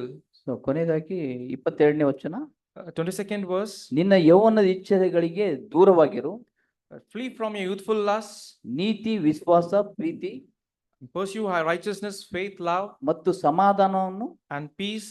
ಸಂಪಾದಿಸುವುದಕ್ಕೆ ಶುದ್ಧ ಹೃದಯವುಳ್ಳವರಾಗಿ ಕರ್ತನನ್ನು ಬೇಡಿಕೊಳ್ಳೋರ ಸಂಗಡ ಪ್ರಯಾಸ ಪಡುತ್ತೇವೆ. Pursue them with those who call on the Lord from a pure heart. So ಯೌವನದ ಇಚ್ಛೆಗಳಿಗೆ ದೂರವಾಗಿರ್ಬೇಕಂತೆ. We have to flee from youthful lusts. ಯಾರೊಟ್ಟಿಗೆ ನೀವು ಸಹವಾಸ ಮಾಡ್ಬೇಕು ಅದನ್ನು ಸಹ ತಿಳಿಸ್ಕೊಡ್ತಾರೆ. ಯಾರು Here it's telling with whom we have to have fellowship. ಯಾರು ಸಮಾಧಾನ, ಪ್ರೀತಿ ಮತ್ತು ವಿಶ್ವಾಸಗಳಿಲ್ಲದಾರೆ ಅವರು ಪ್ರಯಾಸ ಪಡ್ತಾ ಇದಾರೆ, ದೇವ್ರನ್ನ ಬೇಡ್ತಾ, ಅವ್ರೊಟ್ಟಿಗೆ ನೀವು ಸಹವಾಸ ಮಾಡು. Those who pursue righteousness, faith, love and peace, have fellowship with them. So ದೇವರು ಈ ಒಂದು ಯೋಗನ ನಿಮ್ಮ ಮೇಲೆ ತೆಗೆದುಕೊಳ್ರಿ ಅಂತ ಹೇಳ್ತಾರೆ. It says, God says, take this yoke upon you. So ಇದು ಕರ್ತನ ಒಂದು ಸವಾಲಾಗಿದೆ, ಒಂದು ಎಂಕರೇಜ್ಮೆಂಟ್ ಆಗಿದೆ ಯೌವನಸ್ಥರಿಗೆ. This is a challenge or an encouragement to the young people. ಆ ಒಂದು ಸಹವಾಸವನ್ನು ನೀನು ಗಂಭೀರವಾಗಿ ತೆಗೆದು ಯಾರೊಟ್ಟಿಗೆ ಸಹವಾಸ ಮಾಡ್ತಾ ಇದ್ದೀಯ, Take this fellowship very serious, and with whom you are having fellowship. ಮತ್ತು ನಿನ್ನ ಯೌವನ ಇಚ್ಛೆಗಳಿಗೆ ನೀನು ದೂರವಾಗಿದೆಯಾ ಇಲ್ಲ ಅಂತ ಪರೀಕ್ಷಿಸ್ಕೊ. Examine yourself whether you are far from the youthful lusts. ಮತ್ತು ದೈವಿಕ ಜನರ ಒಂದು ಸಂಗಡವನ್ನು ಮಾಡು, ಅವರೊಟ್ಟಿಗೆ ನೀ ಪ್ರಯಾಸ ಪಡಂತ. Pursue with godly people. So ಅದಕ್ಕೆ ಯೇಸು ಸ್ವಾಮಿ ಒಬ್ಬ ಎಕ್ಸ್ಪರ್ಟ್ ಆಗಿ ನಮಗೆ ಕಲಿಸ್ಕೊಡ್ತಾ ಇದ್ದಾನೆ. As Jesus is an expert and he wants to teach us. So ನಾನು ಎಂತ ಸಹವಾಸ ಮಾಡ್ಬೇಕು, ಎಂತ ಸಹವಾಸ ಮಾಡಬಾರ್ದು, What kind of a fellowship should I have or I should not have? ಮತ್ತು ನನ್ನ ದುರ ಇಚ್ಛೆಗಳನ್ನು ಅವಕ್ಕೆ ನಾನು ಸಾವನ್ನು ಕೊಡಬೇಕು. And ಸಾಯಿಸ್ಬೇಕು. the wicked desires, I need to, keep it far. Temptation ಬರ್ತಾವೆ ನಮ್ಗೆ, We will be tempted. ಆದ್ರೆ ಅವು ಪಾಪ ಅಲ್ಲ. ಟೆಂಪ್ಟೇಷನ್ ಬರ್ತಾ ಹೋಗ್ತಾ ಇರ್ತವೆ. Temptation come and go, but they do not sin. So ಅದೇ ನಾನು ಯಾವ ತರ ಅದಕ್ಕೆ ನಾನು ಒಪ್ಪಿಸ್ಕೊಡ್ತೀನಿ. How I surrender to them. So brother ಹೇಳಿದಾಗೆ ನಾವು ಮಣಕಾಲ್ ಊರಿ ಅದಕ್ಕೆ ಒಪ್ಪಿಸ್ಕೊಟ್ಬಿಟ್ರೆ, If I kneel down and surrender to them, ದೇವರು ಅಂತವ್ರನ್ನ ರಿಜೆಕ್ಟ್ ಮಾಡಿರೋದನ್ನ ನಾವು ನೋಡಿದ್ವಿ. we have heard that God has rejected them, so polo brother ಹೇಳಿದಾಗೆ. as Paulo brother said. ಆದ್ರೆ ಯಾರು ಅಲರ್ಟ್ ಆಗಿರ್ತಾರ, But whoever is alert, ಇಲ್ಲ ನಾನು ದೇವರಿಂದ ಕರೆಯಲ್ಪಟ್ಟವನು, I have been called by God. So ನಾನು ಅಲ್ಲಿ ಎಡಿಯಿರ್ಬೋದು, Here and there I may have fallen, ಆದ್ರೆ ಈಗ ನಾನು ಗಂಭೀರವಾಗಿ ತೆಗೆದುಕೊಳ್ತೇನೆ. but now I want to take things ನನ್ನ serious. ಪಾಪಗಳಿಂದ ನಾನು ತಿರುಗ್ತೇನೆ. I don't want to sin. ನಾ ಯೇಸು ಸ್ವಾಮಿಗೆ ರೆಸ್ಪಾಂಡ್ ಮಾಡ್ತೇನೆ. I want to respond to God. ಯೇಸು ಸ್ವಾಮಿ ನನಗೆ ಕಲಿಸ್ಕೊಡ್ತಾರೆ. Jesus Christ will teach me. ಪಾಪ ಮಾಡುವಂತ ವ್ಯಕ್ತಿ A sinner ಈಗ ಪಾಪವನ್ನು ಜಯಿಸ್ತಾ ಇದ್ದಾನೆ. who is sinning, now he will have victory. ಪಾಪಕ್ಕೆ ಅವನ ಮೇಲೆ ಅಧಿಕಾರ ಇಲ್ಲ. There is sin doesn't have what do you say? It doesn't have Dominion over you. ಯಾಕಂದ್ರೆ ಯೇಸು ಸ್ವಾಮಿ ತನ್ನ ಕೃಪೆಯಿಂದ ಆತನ ತುಂಬಿಸಿದ. Because God has given his grace upon you. ದೇವರ ವಾಕ್ಯನ May God bless these words. My youth for Jesus. ನನ್ನ ಯೌವನವು ಯೇಸು ಸ್ವಾಮಿಗಾಗಿ. God has been speaking to us since yesterday. ನಿನ್ನೆ ದಿನದಿಂದ ದೇವರು ನಮ್ಮೊಟ್ಟಿಗೆ ಮಾತಾಡ್ತಾ ಇದ್ದಾರೆ. God really loves us, that's the reason he gives us our word. ದೇವರು ನಮ್ಮನ್ನು ಪ್ರೀತಿಸ್ತಾ ಇದ್ದಾರೆ, ಅದಕ್ಕೆ ದೇವರ ಮಾತುಗಳನ್ನು ದೇವರು ನಮ್ಗೆ ಕೊಡ್ತಾ ಇದ್ದಾರೆ. We heard about yesterday morning we heard about committing our life to the Lord. ನಿನ್ನೆ ಬೆಳಗಿನ ಜಾವದಲ್ಲಿ ದೇವರಿಗೆ ನಮ್ಮ ಜೀವಿತವನ್ನು ಒಪ್ಪಿಸಿ ಕೊಡೋದ್ರ ಬಗ್ಗೆ ಮಾತಾಡಿದ್ದೇವೆ, ಕೇಳಿಸ್ಕೊಂಡಿದ್ದೇವೆ. We heard about a lot of examples, good examples and bad examples. ಒಳ್ಳೆ ಉದಾಹರಣೆಯನ್ನು ಮತ್ತು ಕೆಟ್ಟ ಉದಾಹರಣೆ ಬಗ್ಗೆ ನಾವು ಕೇಳಿಸ್ಕೊಂಡಿದ್ದೇವೆ. We heard about Joseph, Daniel. ಯೋಸೆಫನ ಬಗ್ಗೆ, ದಾನಿಯೇಲನ ಬಗ್ಗೆ ಕೇಳಿಸ್ಕೊಂಡಿದ್ದೇವೆ. These are all challenging characters which the Lord has kept in the Bible. ಸತ್ಯವೇದದಲ್ಲಿ ನಮಗೆ ಪ್ರೋತ್ಸಾಹಿಸುವಂತೆ ದೇವರು ನಮಗೋಸ್ಕರ ಇಂಥ ಉದಾಹರಣೆಗಳನ್ನು ಇಟ್ಟಿದ್ದಾರೆ. Even today morning, we heard a very powerful word in the Ah. quiet session, quiet time. Morning quiet time also we had a very challenging word. ಬೆಳಗಿನ ಜಾವದಲ್ಲಿ quite ಟೈಮಲ್ಲಿ ಕೂಡ ಅನೇಕ ಪ್ರೋತ್ಸಾಹದಾಯಕ ಮಾತುಗಳನ್ನು ಕೇಳಿಸ್ಕೊಂಡಿದ್ದೇವೆ. God spoke to us that is, we are the body, we are His temple.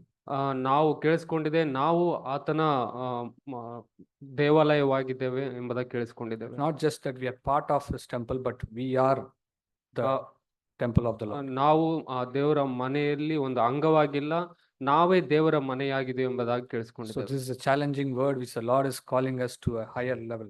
ಇದು ದೇವರು ನಮ್ಮ ಉತ್ತಮವಾದ ಮಟ್ಟಕ್ಕೆ ತರಲಿಕ್ಕೆ ಪ್ರೋತ್ಸಾಹವಾದಂತ ಮಾತಾಗಿದೆ. We have heard through Zach many times that whenever God spoke, something happened in the first chapter or in the first few pages of the Bible. in Brother Zach, Genesis. Brother ಹೇಳಿದನ್ನು ಕೇಳಿಸ್ಕೊಂಡಿದ್ದೇವೆ. ಯಾವಾಗ್ಲಾದ್ರೂ ದೇವರು ಮಾತಾಡುವಾಗ ಅದ್ರಲ್ಲಿ ಬದಲಾವಣೆ ಉಂಟಾಗುತ್ತೆ. ಅದನ್ನು ಆದಿಕಾಂಡ ಮೊದಲನೇ ಕೆಲವು ಅಧ್ಯಾಯಗಳಲ್ಲಿ ನಾವು ಓದಿಕೊಳ್ತೇವೆ. So the last 2 days, God has really spoken to us. We have heard His word. ಕಳೆದ 2 ದಿನಗಳಲ್ಲಿ ದೇವರು ಅನೇಕ ವಿಷಯಗಳನ್ನು ಮಾತಾಡಿದ್ದಾರೆ, ನಾವು ಅದನ್ನು ಕೇಳಿಸ್ಕೊಂಡಿದ್ದೇವೆ. I believe that there will be a change in all of our lives. ನಮ್ಮ ಎಲ್ಲರ ಜೀವಿತದಲ್ಲಿ ಆ ಬದಲಾವಣೆ ಇರುತ್ತೆ ಎಂಬುದಾಗಿ ನಾನು ನಂಬ್ತೇನೆ. So we have come to the last session of this youth camp. ಈ ಯೂತ್ ಕ್ಯಾಂಪ್ ನ ಕೊನೆಯ ಸೆಷನ್ಗೆ ನಾವು ಬಂದಿದ್ದೇವೆ. Whenever there is a conference or a youth camp or any festival or any kind of thing, when they near the end of that, there will be a lot of what do you call that excitement will be very less. ಕೊನೆಯ ಯಾವುದೋ ಒಂದು ಹಬ್ಬವಾಗಿರ್ಲಿ ಅಥವಾ youth camp conference ಯಾವುದೋ ಕೊನೆಗೆ ಬರುವಾಗ ಆ ಉತ್ಸುಕತೆ ಕಡಿಮೆ ಆಗಿರುತ್ತೆ. I don't only say about the camp or the conference which happens in the church, any such meeting or any such conference. ಇಲ್ಲಿ ನಡೆಯುವ ಕೂಟದ ಬಗ್ಗೆ ಮಾತಾಡ್ತಾ ಇಲ್ಲ, ಬೇರೆ ಯಾವುದೇ ಕಾನ್ಫರೆನ್ಸ್ ಅಥವಾ ಕೂಟ ಕೂಡ ಆಗಿರ್ಬೋದು. People will be in a very hurry to catch the bus or train, or will be very focused on reaching home and leaving these premises. ಜನರು ಬಸ್ಸನ್ ಹಿಡಿಲಿಕ್ಕೂ ಅಥವಾ ಬೇರೆ ಕಡೆ ಹೋಗ್ಲಿಕ್ಕೆ ಅವರು ಬಹಳ ಬೇಗ ಪ್ರಯತ್ನ ಪಡ್ತಿರ್ತಾರೆ ಹೊರಗೆ ಹೋಗ್ಲಿಕ್ಕೆ. Exactly such incident happened in the scriptures.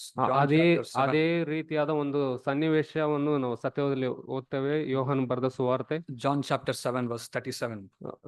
ಯೋಹಾನ ಬರೆದ ಸುವಾರ್ತೆ 7ನೇ ಅಧ್ಯಾಯ 37ನೇ ವಚನ. So we know there was a feast there. ನಮಗೆ ಗೊತ್ತು ಅಲ್ಲಿ ಒಂದು ಜಾತ್ರೆ ನಡೀತಾ ಇತ್ತು. It doesn't say how many days it is. ಎಷ್ಟು ದಿನ ಎಂಬುದಾಗಿ ಅಲ್ಲಿ But ಬರೆಯಲ್ಪಟ್ಟಿಲ್ಲ. it says, now on the last day, the great day of the feast, Jesus stood and cried out. ಆದ್ರೆ ಆ ಜಾತ್ರೆಯ ಮಹಾ ದಿವಸವಾದ ಕಡೆಯ ದಿನದಲ್ಲಿ ಯೇಸು ನಿಂತುಕೊಂಡು saying, if anyone is thirsty, let him come to me and drink. ಯೇಸು ಹೇಳಿದ್ರು, ಯಾವನಿಗಾದರೂ ನೀರಡಿಕೆ ಆಗಿದ್ರೆ ಅವನು ನನ್ನ ಬಳಿಗೆ ಬಂದು ಕುಡಿಯಲಿ. He who believes in me, as the scriptures said, from his innermost being will flow rivers of living water. ನನ್ನನ್ನು ನಂಬಿದವನ ಹೊಟ್ಟೆಯೊಳಗಿಂದ ಶಾಸ್ತ್ರದಲ್ಲಿ ಹೇಳಿರೋ ಪ್ರಕಾರ ಜೀವಕರವಾದ ನೀರಿನ ಹೊಳೆಗಳು ಹರಿಯುವವು. When we started the session yesterday, brother was mentioning, you people have come with lot of need, lot of questions. We have come with a lot of expectation. Brother ನಿನ್ನೆ session start ಮಾಡುವಾಗ ಹೇಳ್ತಾ ಇದ್ರು, ಇಲ್ಲಿ ಬರೋ ಅನೇಕರು ದಾಹದಿಂದ ಅನೇಕ ಅವಶ್ಯಕತೆಯಿಂದ ಬಯಕೆಯಿಂದ ಬಂದಿದ್ದೀರಿ ಎಂಬುದಾಗಿ. So as we have come to the end of this camp, Jesus is telling us, if anyone is thirsty here, let him come to me. ಈ ಕಾನ್ಫರೆನ್ಸ್ ನ ಕೊನೆಯ ದಿನದಲ್ಲಿ ನಾವು ಬರುವಾಗ ಯೇಸು ಹೇಳ್ತಾ ಇದಾರೆ, ಯಾರಿಗಾದ್ರೂ ಬಾಯಾರಿಕೆ ಆಗಿದ್ರೆ ನನ್ನ ಬಳಿಗೆ ಬರ್ಲಿ. Let him come to me. ನನ್ನ ಹತ್ರ ಬರ್ಲಿ. If you see in your Bible, the me, M will be capital. ಅಲ್ಲಿ ಸತ್ಯವೇದದಲ್ಲಿ ನೋಡುವಾಗ ಮೀ ಅಂತ ಕ್ಯಾಪಿಟಲ್ ಲೆಟರ್ ಅಲ್ಲೇ ನಾವು. So we have heard many things that I have to overcome sin, I have to surrender my life. So many things we heard. ನಾವು ಅನೇಕ ವಿಷಯಗಳನ್ನು ಕೇಳಿಸ್ಕೊಂಡೆ, ಪಾಪವನ್ನು ಜಯಿಸಬೇಕು, ನನ್ನ ಜೀವಿತವನ್ನು ಪರಿಪೂರ್ಣವಾಗಿ ಒಪ್ಪಿಸಿಕೊಡ್ಬೇಕೆಂಬುದಾಗಿ. But one thing is, we should all remember, ಆದ್ರೆ ಒಂದು ವಿಷಯವನ್ನು ನಾವು ನೆನಪಿನಲ್ಲಿ it ಇಟ್ಕೊಳ್ಬೇಕು, is all about Jesus. ಇದೆಲ್ಲ ಯೇಸು ಸ್ವಾಮಿ ಬಗ್ಗೆ. So if you see the youth camp, the banner given here, ನಾವು ಯೂತ್ ಕ್ಯಾಂಪ್ ಬ್ಯಾನರ್ ಹಿಂದ್ಗಡೆ ನಾವು ನೋಡ್ಬೋದು. so if you see my youth for Jesus, ನನ್ನ ಯವನವು ಯೇಸು ಸ್ವಾಮಿಗಾಗಿ. but you see that Jesus has been in a bold or a bigger, ಅಲ್ಲಿ ಯೇಸು ಎಂಬ ಪದವು ದೊಡ್ಡದಾಗಿರುವಂತದ್ದು, Jesus ಎಂಬ ಪದವು ನೋಡ್ಬೋದು ನಾವು. because all I do in the camp or the conference or the meetings or Sunday or whatever it is all about Jesus ಇಲ್ಲಿ camp ಅಲ್ಲಿ ನಡೆಯುವ ಅನೇಕ ವಿಷಯಗಳು ಬಂದು ಎಲ್ಲವೂ ಯೇಸು ಸ್ವಾಮಿಗಾಗಿ. It's not about what I do for the Lord, it is the Lord He has done in my life. ನಾನು ಯೇಸು ಸ್ವಾಮಿಗೋಸ್ಕರ ಏನು ಮಾಡ್ತೀನಿ ಅದಲ್ಲ, ಆತನು ನನಗೋಸ್ಕರ ಏನನ್ನು ಮಾಡಿದ್ದೀನಿ ಎಂಬುದಾಗಿ. So we came with lot of expectations. I believe the Lord spoke to us according to our need. ನಮ್ಮ ಅವಶ್ಯಕತೆ, ನಾವು ಅನೇಕ ಅವಶ್ಯಕತೆಗಾಗಿ ಬೈಕಿಂದ ಬಂದಿದ್ದೇವೆ, ಅದೇ ಅವಶ್ಯಕತೆ ಬೈಕನ್ನು ಪೂರೈಸಿದ್ದಾರೆ ಎಂಬುದಾಗಿ ನಂಬ್ತಾನೆ. So I wanted to share what is in my heart this evening as we end this session. ಈ ಸೆಷನ್ ಕೊನೆಗಾಳಕ್ಕಿಂತ ಮುಂಚೆ ನನ್ನ ಹೃದಯದಲ್ಲಿ ಇರುವಂತದನ್ನು ಹಂಚಿಕೊಳ್ಳಿಕ್ಕೆ ಬಯಸ್ತೇನೆ. Yesterday I was telling about a man who came to Jesus, ನಿನ್ನೆ ದಿನದಲ್ಲಿ ಒಬ್ಬ ಮನುಷ್ಯನು ಯೇಸು ಸ್ವಾಮಿ ಹತ್ರ ಬಂದನು ಎಂಬುದನ್ನು ಕೇಳಿಸಿಕೊಂಡಿದ್ದಾನೆ. asking Lord, what should I do? ಕೇಳಿದನು ಯೇಸು ಸ್ವಾಮಿಗೆ, ನಾನು ಏನನ್ನು ಮಾಡ್ಬೇಕೆಂಬುದಾಗಿ. And he went very sad. ಆತನು ದುಃಖಭರಿತವಾಗಿ ಹಿಂತಿರುಗಿ ಹೋದನು. So we want to see another person in Luke chapter 18 verse 35 to 42. ಇನ್ನೊಂದು ಮನುಷ್ಯನ ಬಗ್ಗೆ ನಾವು ನೋಡ್ತೇವೆ. ಲೂಕನು ಬರೆದ ಸುವಾರ್ತೆ 18ನೇ ಅಧ್ಯಾಯ. We know this passage, we know the background. So because we don't have much time, I don't want to read the entire passage. ಇಲ್ಲಿ ಹೇಳಿರುವ ಅನೇಕ ವಿಷಯಗಳ ಬಗ್ಗೆ ಏನನ್ನು ಹೇಳ್ತದೆ ಎಂಬುದಾಗಿ ನಾವು ಗೊತ್ತೇವೆ, ಅದನ್ನು ಪರಿಪೂರ್ಣವಾಗಿ ಓದ್ಲಿಕ್ಕೆ ನಾನು ಇಷ್ಟಪಡೋದಿಲ್ಲ. So we see a man, beggar, it says, blind man. ಒಬ್ಬ ಕುರುಡ ಮನುಷ್ಯನನ್ನು ನಾವು ನೋಡ್ತೇವೆ ಇಲ್ಲಿ. So it says, now hearing a crowd going by, he began to inquire what this was. ಆತನು ಎರಿಕೋವಿನ ಸಮೀಪಕ್ಕೆ ಬಂದಾಗ ದಾರಿಯ ಮಗ್ಗಲಲ್ಲಿ ಕೂತು ಭಿಕ್ಷೆ ಬೇಡುತ್ತಾ ಒಬ್ಬ ಕುರುಡನು ಗುಂಪಾಗಿ ಹೋಗುತ್ತಿದ್ದ ಜನರ ಶಬ್ದವನ್ನು ಕೇಳಿ ಇದೇನೆ ಎಂದು ವಿಚಾರಿಸಿದನು. So it is a blind man called Bartimaeus. ಆತನು ಕುರುಡನಾಗಿದ್ದನು, ಆತನ ಹೆಸರು ಬಾರ್ತಿಮೇಯನು. So he was asking, what is that? People are all I can hear a lot of now because he can't see. He can only, blind people, they have very sharp ears.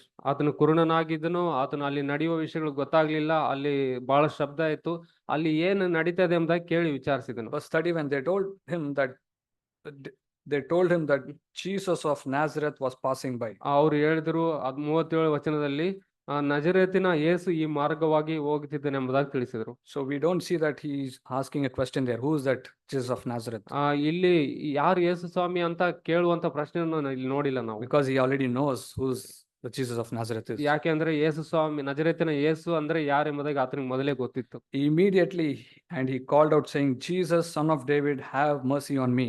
ಆತನು ತಕ್ಷಣ ಕರ್ತನಾದ ಯೇಸುವೆ, ದಾವೀದ ಕುಮಾರನೇ, ನನ್ನನ್ನು ಕರುಣಿಸು ಎಂಬುದಾಗಿ ಕೂಗಿದನು. Those who led the way were sternly telling him to be quiet, but he kept crying out all the more. ಅದು ಮುಂದೆ ಹೋಗ್ತಿದ್ದವರು ಆತನನ್ನು ಸುಮ್ಮನಿರು ಎಂದು ಆತನ ಗದರಿಸಲು, ಆದ್ರೆ ಆತನನ್ನು ಕೂಗುವುದನ್ನು ನಿಲ್ಲಿಸಲಿಲ್ಲ. Again he said, son of David, have mercy on me. ಮತ್ತೆ ದಾವೀದ ಕುಮಾರನೇ, ನನ್ನನ್ನು ಕರುಣಿಸು ಎಂಬುದಾಗಿ ಕೂಗಿಕೊಂಡನು. So Jesus stopped, and verse 41 we say, what do you want me to do for you? ಅಲ್ಲಿ ಯೇಸು ಸ್ವಾಮಿ ನಿಂತುಕೊಂಡನು. 41ನೇ ವಚನದಲ್ಲಿ, ನಾನು ನಿನಗೆ ಏನ್ ಮಾಡ್ಬೇಕೆಂಬುದಾಗಿ ಕೋರುತ್ತೆ ಎಂಬುದಾಗಿ ಕೇಳಿದ್ರು. The rich young ruler came to Jesus and said, what should I do, Lord, to inherit eternal life? ಐಶ್ವರ್ಯವಂತನಾದ ಯವನಸ್ಥನು ಯೇಸು ಸ್ವಾಮಿ ಹತ್ರ ಬಂದ್ರು, ನಿತ್ಯ ಜೀವಕ್ಕೆ ಬಾಧಿಸ್ತನಾಗಿ ಏನ್ ಮಾಡ್ಬೇಕೆಂಬುದಾಗಿ ಕೇಳಿದನು. But yes, we see that Jesus is asking a question to this blind man. ಆದ್ರೆ ಇಲ್ಲಿ ಯೇಸು ಸ್ವಾಮಿ ಬಂದು ಕುರುಡನಿಗೆ ನಾನು ಏನ್ ಮಾಡ್ಬೇಕೆಂಬುದಾಗಿ ಕೇಳಿದ್ರು. What do you want to do? What do you want me to do for you? ನಾನ್ ನಿನಗೆ ಏನ್ ಮಾಡ್ಬೇಕೆಂಬುದಾಗಿ ಕೋರುತ್ತೆ ಎಂಬುದಾಗಿ ಕೇಳಿದ್ರು. The picture which comes to my mind is, ಒಂದು ಚಿತ್ರಣ ನನ್ನ ಆಲೋಚನೆಗೆ ಬರುತ್ತೆ. we have heard so many things, and God has really shown our inner life where nobody sees. We know where we lack, we know what is our need. ನಾವು ಅನೇಕ ವಿಷಯಗಳನ್ನು ಕೇಳಿಸ್ಕೊಂಡಿದ್ದೇವೆ, ನಮ್ಮ ಹೃದಯದ ಅವಶ್ಯಕತೆಗಳನ್ನು ದೇವರು ತಿಳಿಸಿದ್ದಾರೆ, ನಮಗೆ ಎಲ್ಲಿ ಅವಶ್ಯಕತೆ ಇದೆ ಎಂಬುದಾಗಿ ಕೂಡ ದೇವರು ತೋರಿಸ್ಕೊಟ್ಟಿದ್ದಾರೆ. Jesus is asking me, what do you want me to do for you?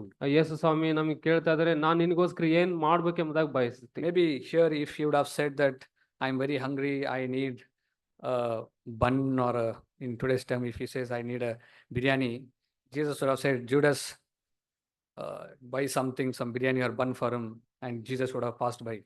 ಆ ಕುರುಡನು ಯೇಸು ಸ್ವಾಮಿಗೆ, ನನಗೆ ಹಸಿವಾಗಿದೆ, ನನಗೆ ಊಟಕ್ಕೆ ಏನಾದರೂ ಕೊಡು ಅಥವಾ ಬಿರಿಯಾನಿ ಕೊಡು ಅಂತ ಕೇಳಿದ್ರೆ, ಆತನು ಯೂದನಿಗೆ ಆತನಲ್ಲಿರುವಂತವನ್ನು ಕೊಡು ಎಂಬುದಾಗಿ ಹೇಳ್ತಾ ಇದ್ದ. So he said, Lord, I want to regain my sight. ಆತನು ಹೇಳಿದನು, ನನಗೆ ಕಣ್ಣು ಬರುವಂತೆ ಮಾಡು ಎಂಬುದಾಗಿ ಹೇಳಿದನು. Because he know that he is blind from his birth. ಆತನಿಗೆ ಗೊತ್ತಿತ್ತು, ಹುಟ್ಟಿದಿಂದಲೂ ಆತನು ಕುರುಡನಾಗಿದ್ದನು. He knows that this is the only person, that Jesus of Nazareth, who can heal my blindness. I can regain my sight. ಆತನಿಗೆ ಗೊತ್ತು, ನಜರೇತನಾದ ಯೇಸು ಕ್ರಿಸ್ತನ ಮಾತ್ರ ನನಗೆ ಕಣ್ಣು ಬರ್ಲಿಕ್ಕೆ ಸಾಧ್ಯ, ಆತನನ್ನು ನೋಡುವಂತೆ ಸಹಾಯ ಮಾಡ್ತಾನೆ. No matter whoever is hindering me, nobody is who is criticizing me or shouting at me. I don't care. I want my eyes to be opened.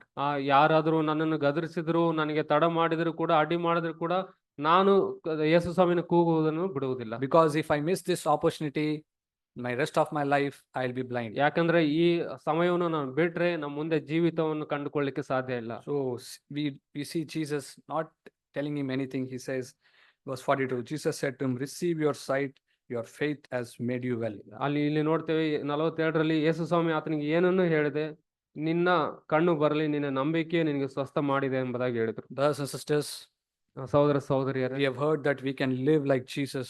ನಾವು ಯೇಸು ಸ್ವಾಮಿಯಾಗಿ ಜೀವಿಸಬಹುದು ಎಂಬುದಾಗಿ ಕೇಳಿಸಿಕೊಂಡಿದ್ದೇವೆ. We heard that we should not be tasting the water of this world. ನಾವು ಕೇಳಿಸ್ಕೊಂಡಿದ್ದೆ ಈ ಲೋಕದ ನೀರನ್ನು ರುಚಿ ನೋಡಬಾರ್ದು ಎಂಬುದಾಗಿ ಕೇಳಿಸ್ಕೊಂಡಿದ್ದೇವೆ. Like we heard that we should just use how much ever we have. We should not get into the world to drink that water of this world. ನಮಗೆ ಎಷ್ಟು ಬೇಕಾಗಿದೆ ಅಷ್ಟು ಮಾತ್ರ ಉಪಯೋಗಿಸಿಕೊಳ್ಳಬೇಕು, ಅದರಲ್ಲೇ ನಾವು ಮುಳುಗಬಾರ್ದು ಎಂಬುದನ್ನು We ಕೇಳಿಸ್ಕೊಂಡಿದ್ದೇವೆ. heard that we should not touch that sinful river or the sinful that water in the ಆ world. ಪಾಪದ ಆ ನದಿಯನ್ನು ನಾವು ಅದಕ್ಕೆ ಹೋಗಬಾರ್ದು, ಅದರ ಬಳಿ ಹೋಗಬಾರ್ದು ಅಂತ ಕೇಳಿಸ್ಕೊಂಡಿದ್ದೇವೆ. We heard that from Ecclesiastes that in our youth we should not yield to our temptation or lust of the flesh. ಪ್ರಸಂಗವನ್ನು ಕೇಳಿಸ್ಕೊಂಡಿದ್ದ ನಮ್ಮ ಯೌವನದಲ್ಲಿ ನಮ್ಮ ಶರೀರವನ್ನು ಪಾಪಕ್ಕೆ ಒಪ್ಪಿಸಿಕೊಡಬಾರ್ದು ಎಂಬುದಾಗಿ ಕೇಳಿಸಿದ್ದೇವೆ. If our desire is to do that, ಈ ನಮ್ಮ ಬಯಕೆ ಈ ರೀತಿ ಆಗಿದ್ರೆ we should have faith like this blind man. ಈ ಕುರುಡನ ಹಾಗೆ ನಮ್ಮ ನಂಬಿಕೆ ಇರಬೇಕಾಗಿದೆ. Not that I can do anything like that rich young Lord said, what I should do. ಯೌವನಸ್ಥನಾದ ಐಶ್ವರ್ಯವಂತನು ಕೇಳಿದ ಹಾಗೆ ನಾ ಏನ್ ಮಾಡ್ಬೇಕೆಂಬುದಾಗಿ ಅಲ್ಲ, The Lord will do for us, ದೇವ್ರು ನಮಗೋಸ್ಕರ ಮಾಡ್ತಾರೆ. but I have faith for that. ಅದಕ್ಕೆ ಅಂತ ನಂಬಿಕೆ ನನ್ನಲ್ಲಿ ಇದೆನಾ? He says, receive your sight, your faith has made you well. ನಿನಗೆ ಕಣ್ಣು ಬರ್ಲಿ, ನಿನ್ನ ನಂಬಿಕೆ ನಿನಗೆ ಸ್ವಸ್ಥ ಮಾಡಿದೆ. Why is the reason that I keep on falling in the same sin which I am falling from so many years? ನಾನು ಯಾಕೆ ಬಿದ್ದಿದ್ದ ಪಾಪಗಳಲ್ಲಿ ಪದೇ ಪದೇ ನಾನು ಅನೇಕ ವರ್ಷಗಳ ಕಾಲ ಬೀಳ್ತಾ ಇದ್ದೀನಿ, I keep falling and getting up, I keep falling and getting up. ಬೀಳ್ತಾ ಇದ್ದೀನಿ, ಎದ್ದೇಳ್ತಾ ಇದ್ದೀನಿ, ಮತ್ತೆ ಬೀಳ್ತಾ ಇದ್ದೀನಿ, ಎದ್ದೇಳ್ತಾ ಇದ್ದೀನಿ. Somewhere I have to see, Lord, do I have really faith that you can set me free from this betting? ನಾನು ಎಲ್ಲೋ ನೋಡ್ಬೋದು, ದೇವ್ರೆ ನಿಜವಾಗ್ಲೂ ನನ್ನಲ್ಲಿ ನಂಬಿಕೆ ಇದೆನಾ ಅದನ್ನ ನಿನ್ನ ಆ ಪಾಪದಿಂದ ನನ್ನ ಬಿಡಿಸ್ಲಿಕ್ಕೆ. Like when you meet with your other friends or even your friends in the church, everybody is saying that, oh, this is too difficult to overcome this sin. I should become like the Zach, I should grown up like our elder brother, then only I'll be able to overcome sin. ನೀವು ನಿಮ್ಮಲ್ಲಿ ಮಾತಾಡ್ತಾ ಇರ್ಬೋದು, ಇದರಿಂದ ಜಯಿಸ್ಲಿಕ್ಕೆ ನನಗೆ ಸಾಧ್ಯ ಆಗ್ತಾ ಇಲ್ಲ, ನಾನು ಸಾಧ್ಯ ಆಗ್ಬೇಕಾದ್ರೆ ನಾನು ಜ್ಯಾಕ್ ತರ ಇರ್ಬೇಕೆಂಬುದಾಗಿ ಯೋಚನೆ ಮಾಡಿರ್ಬೋದು. Or I should become more mature to overcome sin. ನಾನು ಇನ್ನೂ ಚೆನ್ನಾಗಿ ಬೆಳಿಬೇಕು ನಮ್ಮ ಪಾಪವನ್ನು ಜಯಿಸ್ಲಿಕ್ಕೆ. Brother, sister, you have to check where is your faith. ಪ್ರಿಯ ಸಹೋದರ ಸಹೋದರಿ, ನಿಮ್ಮ ನಂಬಿಕೆ ಎಲ್ಲಿದೆ ಎಂಬುದಾಗಿ ನೀವು ಪರೀಕ್ಷೆ ಮಾಡ್ಕೊಳ್ಬೇಕು. Can you do you really believe that with God all things are possible? ನಿಜವಾಗ್ಲೂ ನೀವು ನಂಬ್ತೀರಾ ದೇವರಿಂದ ಎಲ್ಲವೂ ಸಾಧ್ಯ ಎಂಬುದಾಗಿ? Like Abraham, when he saw his own body, he said nobody could say that he can have a son. ಅಬ್ರಹಾಮನ ಶರೀರವನ್ನು ನೋಡಿದ್ರೆ ಯಾರು ಹೇಳಲಿಕ್ಕೆ ಆಗಲ್ಲ ಆತನಿಗೆ ಮಗು ಆಗುತ್ತೆ ಎಂಬುದಾಗಿ. But by faith he looked at what God had promised. ಆದ್ರೆ ನಂಬಿಕೆಯಿಂದ ದೇವರು ಏನು ವಾಗ್ದಾನ ಮಾಡಿದ್ರೆ ಅದನ್ನ ಅಬ್ರಹಾಂ ನೋಡಿದ್ರು. If you really have that faith, definitely you can live a life like Jesus. ನೀವು ನಿಜವಾಗ್ಲೂ ನಂಬಿಕೆ ಹೊಂದಿದವರಾಗಿದ್ರೆ ಖಂಡಿತವಾಗಿ ಯೇಸು ಸ್ವಾಮಿಯ ಜೀವಿತವನ್ನು ಹೊಂದಿಕೊಳ್ಳಿಕ್ಕೆ I'm ಸಾಧ್ಯ. sure you would have a lot of Christian friends in your school or college or in your office. ನಿಮ್ಮ college ಸ್ಕೂಲ್ಗಳಲ್ಲಿ ಅನೇಕರು ಕ್ರೈಸ್ತಿಯ ಸ್ನೇಹಿತರು ನಿಮ್ಗೆ ಇರಬಹುದು. Go and just ask them one question, can we live like Jesus? ನೀವು ಅವ್ರ ಹತ್ರ ಹೋಗಿ ಒಂದು ಪ್ರಶ್ನೆಯನ್ನು ಕೇಳ್ರಿ, ನಾವು ಯೇಸು ಸ್ವಾಮಿ ಹಾಗೆ ಜೀವಿಸಬಹುದಾ ಎಂಬುದಾಗಿ. They will say, what are you saying, man? How can we live like Jesus? ಅವ್ರು ಹೇಳ್ತಾರೆ, ಏನನ್ನು ಹೇಳ್ತೀನಿ ನೀನು, ಯೇಸು ಸ್ವಾಮಿ ಹಾಗೆ ಯಾವ ರೀತಿ ನಾವು ಜೀವಿಸ್ಲಿಕ್ಕೆ ಸಾಧ್ಯ ಎಂಬುದಾಗಿ ಹೇಳ್ತಾರೆ. Because most of the churches, most of the places apart from our churches, they never believe that you and I can live like Jesus. ನಾನು ನಂಬ್ತೇನೆ, ಬೇರೆ ಸಭೆಗಳಲ್ಲಿ ನಮ್ಮ ಸಭೆಯನ್ನು ಬಿಟ್ಟು ಯೇಸು ಸ್ವಾಮಿಯಾಗಿ ಜೀವಿಸಬಹುದು ಎಂಬುದಾಗಿ ಬೋಧಿಸೋದಿಲ್ಲ. It's not the truth which our church has. It is the truth the Lord has written in the Bible. ಇದು ನಮ್ಮ ಸಭೆಯ ಸತ್ಯ ಅಲ್ಲ, ದೇವರು ನಮಗೋಸ್ಕರ ಬರೆಯಲ್ಪಟ್ಟಂತ ಸತ್ಯವಾಗಿದೆ. Romans 8:29 says that he has destinated us, he has selected us, predestinated us so that we can become like his son.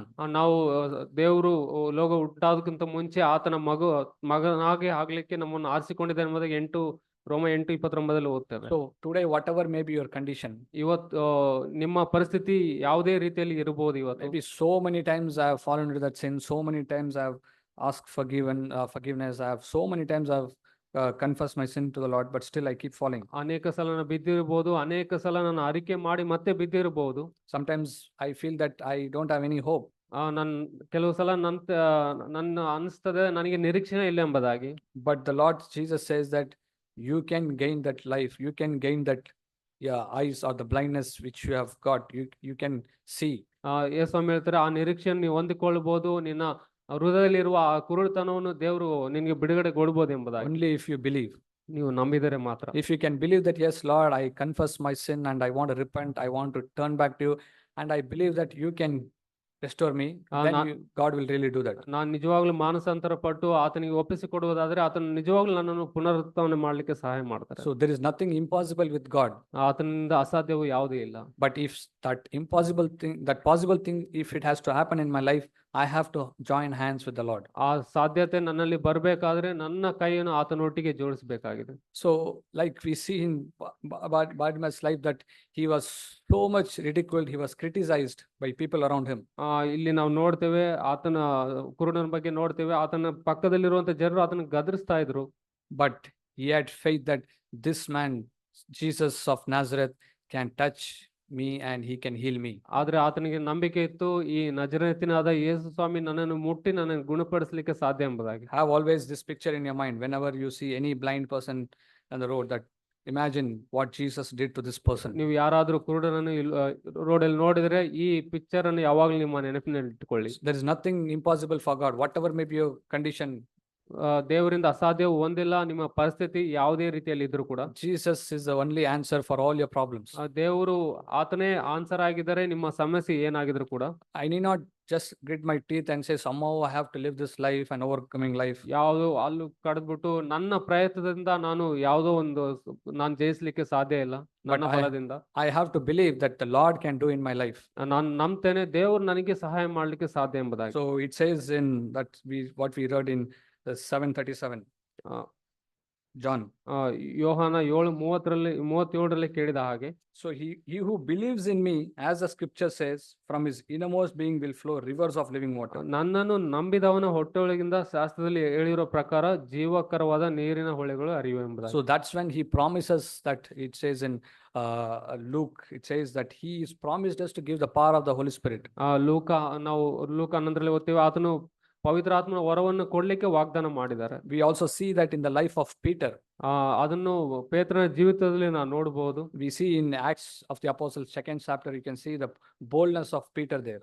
ಅಪೊಸ್ತಲ ಕೃತ್ಯಗಳ 2ನೇ ಅಧ್ಯಾಯದಲ್ಲಿ ಪೇತ್ರನಿಗಿದ್ದಂತ ಧೈರ್ಯವನ್ನು ನಾವು ನೋಡಬಹುದು. He stood before 3,000 people and started sharing the gospel. 3,000 ಜನರ ಮುಂದೆ ನಿಂತುಕೊಂಡು ಆತನು ಸುವಾರ್ತೆಯನ್ನು ಹೇಳಲಿಕ್ಕೆ ಪ್ರಾರಂಭ But ಮಾಡಿದ. if you just turn the pages, previous pages in John chapter 20 or before that, you see that he is afraid of even a servant girl. ಆತನು ಇಂದಿನ ಕೆಲವು ಹಾಳುಗಳನ್ನು ತಿರುಸಿ ನೋಡಿದ್ರೆ ಪೇತ್ರನು ಸೇವಕಿಯ ತರ ನೋಡ್ಬಿಟ್ಟು ಭಯ ಪಡ್ತಾ ಇದ್ನು. But what made Peter such a bold person?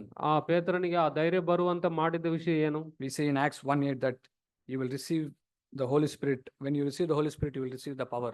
ಅಪೊಸ್ತಲ ಕೃತ್ಯ 1:8 ನೋಡ್ತೇವೆ, ಪವಿತ್ರಾತ್ಮ ನಿಮ್ಮ ಬರಲು ನೀವು ಬಲವನ್ನು ಹೊಂದಿಕೊಳ್ತೀರಿ. We have heard many times from this church that what is that? What the power is for? To overcome sin, to overcome the evil one. ನಾವು ಅನೇಕ ಸಲ ಸತ್ಯವನ್ನು ಕೇಳಿಸಿಕೊಂಡಿದ್ದೇವೆ ಸಭೆಯಲ್ಲಿ, ಆ ಬಲ ಏನೆಂಬುದಾಗಿ. So we have hope, brothers and sisters. ನಮಗೆ ನಿರೀಕ್ಷೆ ಇದೆ ಪ್ರಿಯ ಸಹೋದರ ಸಹೋದರಿಯರೇ. Especially when we are teen and young, we always rely more on our feelings. ನಾವು ಯೌವನಸ್ಥರಾಗಿರುವಾಗ ನಾವು ನಮ್ಮ ಎಮೋಷನಲ್ ನಮ್ಮ ಭಾವನೆಗಳ ಮೇಲೆ ಆತುಕೊಳ್ತೇವೆ ಅನೇಕ ಸಲ. But we should never rely on our feelings, but we should rely on God's word. That is our faith. ನಮ್ಮ ನಂಬಿಕೆ ಬಂದು ಭಾವನೆಗಳ ಮೇಲೆ ಅಲ್ಲ, ದೇವರ ವಾಕ್ಯದ ಮೇಲೆ ಇರಬೇಕಾಗಿದೆ. Many times Brother Charles used to say, the day when you feel like not reading the Bible, that's the day that's the time you have to read your Bible. ಹೇಳ್ತಾ ಇದ್ರು ಅನೇಕ ಸಲ, ನೀವು ಬೈಬಲ್ ಓದ್ಲಿಕ್ಕೆ ಇಷ್ಟ ಇಲ್ಲದೆ ಇರುವಾಗಲೇ ಅದೇ ದಿನದಲ್ಲಿ ನೀವು Bible ಓದ್ಬೇಕೆಂಬುದು. The moment you are feeling not to pray or not to read the scriptures, that's the time you should take your Bible and kneel down and pray and cry out to the Lord. Lord, I don't want to rely on my feeling. ನಿನಗೆ ಇವತ್ತು ಪ್ರಾರ್ಥನೆ ಮಾಡ್ಲಿಕ್ಕೆ Bible ಓದ್ಲಿಕ್ಕೆ ಇಷ್ಟ ಇಲ್ಲ, ಅದೇ ಸಮಯದಲ್ಲಿ ನೀವು ಅದನ್ನು ಮಾಡಿ, ದೇವರೇ ನಾನು ಭಾವನೆಗಳ ಮೇಲೆ ಆತುಕೊಳ್ಳಿಕ್ಕೆ ಇಷ್ಟಪಡಲ್ಲ ಎಂಬುದಾಗಿ ಹೇಳ್ಬಂತವ್ರ. So I just want to show one more person at the end and close. ಇನ್ನೊಂದು ಮನುಷ್ಯನನ್ನು ತೋರಿಸ್ಲಿಕ್ಕೆ ಇಷ್ಟಪಡ್ತಾನೆ. Numbers chapter 14 verse 24. ಅರಣ್ಯ ಕಾಂಡ 24ನೇ ಅಧ್ಯಾಯ. We can uh, go home and read from 20 and we know the background there. ನೀವು ಮನೆಗೆ ಹೋಗ್ಬಿಟ್ಟು ಹಿಂದಿರುವ ವಚನಗಳನ್ನು ಓದಿಕೊಳ್ಳಬಹುದು. Verse 22, surely all the men who have, 24. yeah, 14:22. Surely all the men who have seen my glory and my signs which I have performed in Egypt and in the wilderness, yet have put me to the test these 10 times, and I have not listened to my voice. 22ನೇ ವಚನ, ಈ ಮನುಷ್ಯರೆಲ್ಲರೂ ಐಗುಪ್ತ ದೇಶದಲ್ಲಿಯೂ ಅರಣ್ಯದಲ್ಲಿಯೂ ನಾನು ನಡೆಸಿರುವ ಮಹತ್ ಕಾರ್ಯಗಳನ್ನು ನನ್ನ ಮಹಿಮೆಯನ್ನು ನೋಡಿದರೂ ನನ್ನ ಮಾತಿಗೆ ಕಿವಿಗೊಡದೆ 10 ಸಾರಿ ಪದೇ ಪದೇ ನನ್ನನ್ನು ಪರೀಕ್ಷಿಸಿದರು. So even after hearing so many times God's voice and hearing so many miracles and seeing so many wonders, they were with people with unbelief. ಅಲ್ಲಿ ಮಹತ್ ಕಾರ್ಯಗಳನ್ನು ದೇವರ ಮಹಿಮೆಯನ್ನು ಅನೇಕ ಸಲ ಕೇಳಿದ್ರು ಕೂಡ ಅವರಲ್ಲಿ ಅಪನಂಬಿಕೆ ಇತ್ತು. So God himself saying, all of them, they have not listened to me, in the sense he says they don't have faith. ಅಲ್ಲಿರುವಂತ ದೇವರು ಮಾತಿಗೆ ಕೇಳಿದಂತ ಅನೇಕ ಎಲ್ಲರ ವಿಷಯದಲ್ಲಿ ಹೇಳ್ತಾರೆ ಅವರಲ್ಲಿ ನಂಬಿಕೆ ಇಲ್ಲ ಎಂಬುದಾಗಿ. In 24, God says, but my servant Caleb. ಆದ್ರೆ 24ರಲ್ಲಿ ಆದ್ರೆ ನನ್ನ ದಾಸನಾದ ಕಾಲೇಬನು ಅಂತ ಮನಸ್ಸುಳ್ಳವನಾಗಿರಲಿಲ್ಲ. Because he has had a different spirit and has followed me fully. ಆತನು ಬೇರೆ ವ್ಯತ್ಯಾಸವಾದಂತ ಆತ್ಮವುಳ್ಳವನಾಗಿದ್ದನು, ನನ್ನನ್ನು ಮನಪೂರ್ವಕವಾಗಿ ಹಿಂಬಾಲಿಸಿದನು. I will bring into the land which he entered. ಅವನು ಸ್ವಾಧೀನಪಡಿಸಿದ ಸ್ಥಳಕ್ಕೆ ಅವನನ್ನು ಕರೆತರುತ್ತಾನೆ. So the Lord is seeing everybody and says, all of them, none of the people, not even a single person has faith that I can deliver them, I can lead them to the promised land. ಅಲ್ಲಿರುವಂತ ಐಗುಪ್ತ ದೇಶದ ಅನೇಕರು ಬಂದ್ಬಿಟ್ಟು ಯಾರಿಗೂ ನಂಬಿಕೆ ಇರಲಿಲ್ಲ ಆತನು ನನ್ನನ್ನು ಕಾನಾನ್ ದೇಶಕ್ಕೆ ನಡೆಸ್ತಾರೆ ಎಂಬುದಾಗಿ. But one person whom I can say, my servant Caleb. ಆದ್ರೆ ಒಂದು ಮನುಷ್ಯನ ಬಗ್ಗೆ ನಾನು ಹೇಳಲಿಕ್ಕೆ ಮುಂದೆ ಬರ್ತೇನೆ, ಅದನ್ನು ಕಾಲೇಬನು. Brothers and sisters, let's have that desire that the Lord will pick my name, saying that my son, my daughter, put your name there, that he has a different spirit. ಪ್ರಿಯ ಸಹೋದರ ಸಹೋದರಿಯರು, ದೇವರು ಅಂತ ಒಬ್ಬ ಮನುಷ್ಯನ ವಿಷಯವಾಗಿ ಹೇಳಲಿಕ್ಕೆ ಇಷ್ಟಪಡ್ತಾರೆ, ಅದು ನಮ್ಮ ಹೆಸರನ್ನು ಹಾಕಿಕೊಳ್ಳೋಣ. ಆತನು ಮನಪೂರ್ವಕವಾಗಿ ನನ್ನನ್ನು ಹುಡುಕ್ತಾನೆ, ಆತನು ಪೂರ್ಣ ಮನಸ್ಸಿಂದ ಹುಡುಕ್ತಾನೆ ಎಂಬುದಾಗಿ. So he has a different spirit and has followed me fully. ಆತನು ಬೇರೆ ಆತ್ಮವನ್ನು ಹೊಂದಿದವನಾಗಿದ್ದನು ಮತ್ತು ನನ್ನನ್ನು ಮನಪೂರ್ವಕವಾಗಿ ಹಿಂಬಾಲಿಸಿದನು ಎಂಬುದಾಗಿ. In different places, almost 5 times, it records about Caleb that he followed the Lord wholeheartedly. ನಾನು ನಂಬ್ತೇನೆ 5 ಸಲ ಕಾಲೇಬನ ಬಗ್ಗೆ ಬರೆಯಲ್ಪಟ್ಟಿದೆ, ಆತನು ಮನಪೂರ್ವಕವಾಗಿ ನನ್ನನ್ನು ಹಿಂಬಾಲಿಸಿದನು ಎಂಬುದಾಗಿ. I'll just share the reference. Numbers 14:24. Aranya Kanda 24:14. Numbers 32:11-12. 32, 11, 12.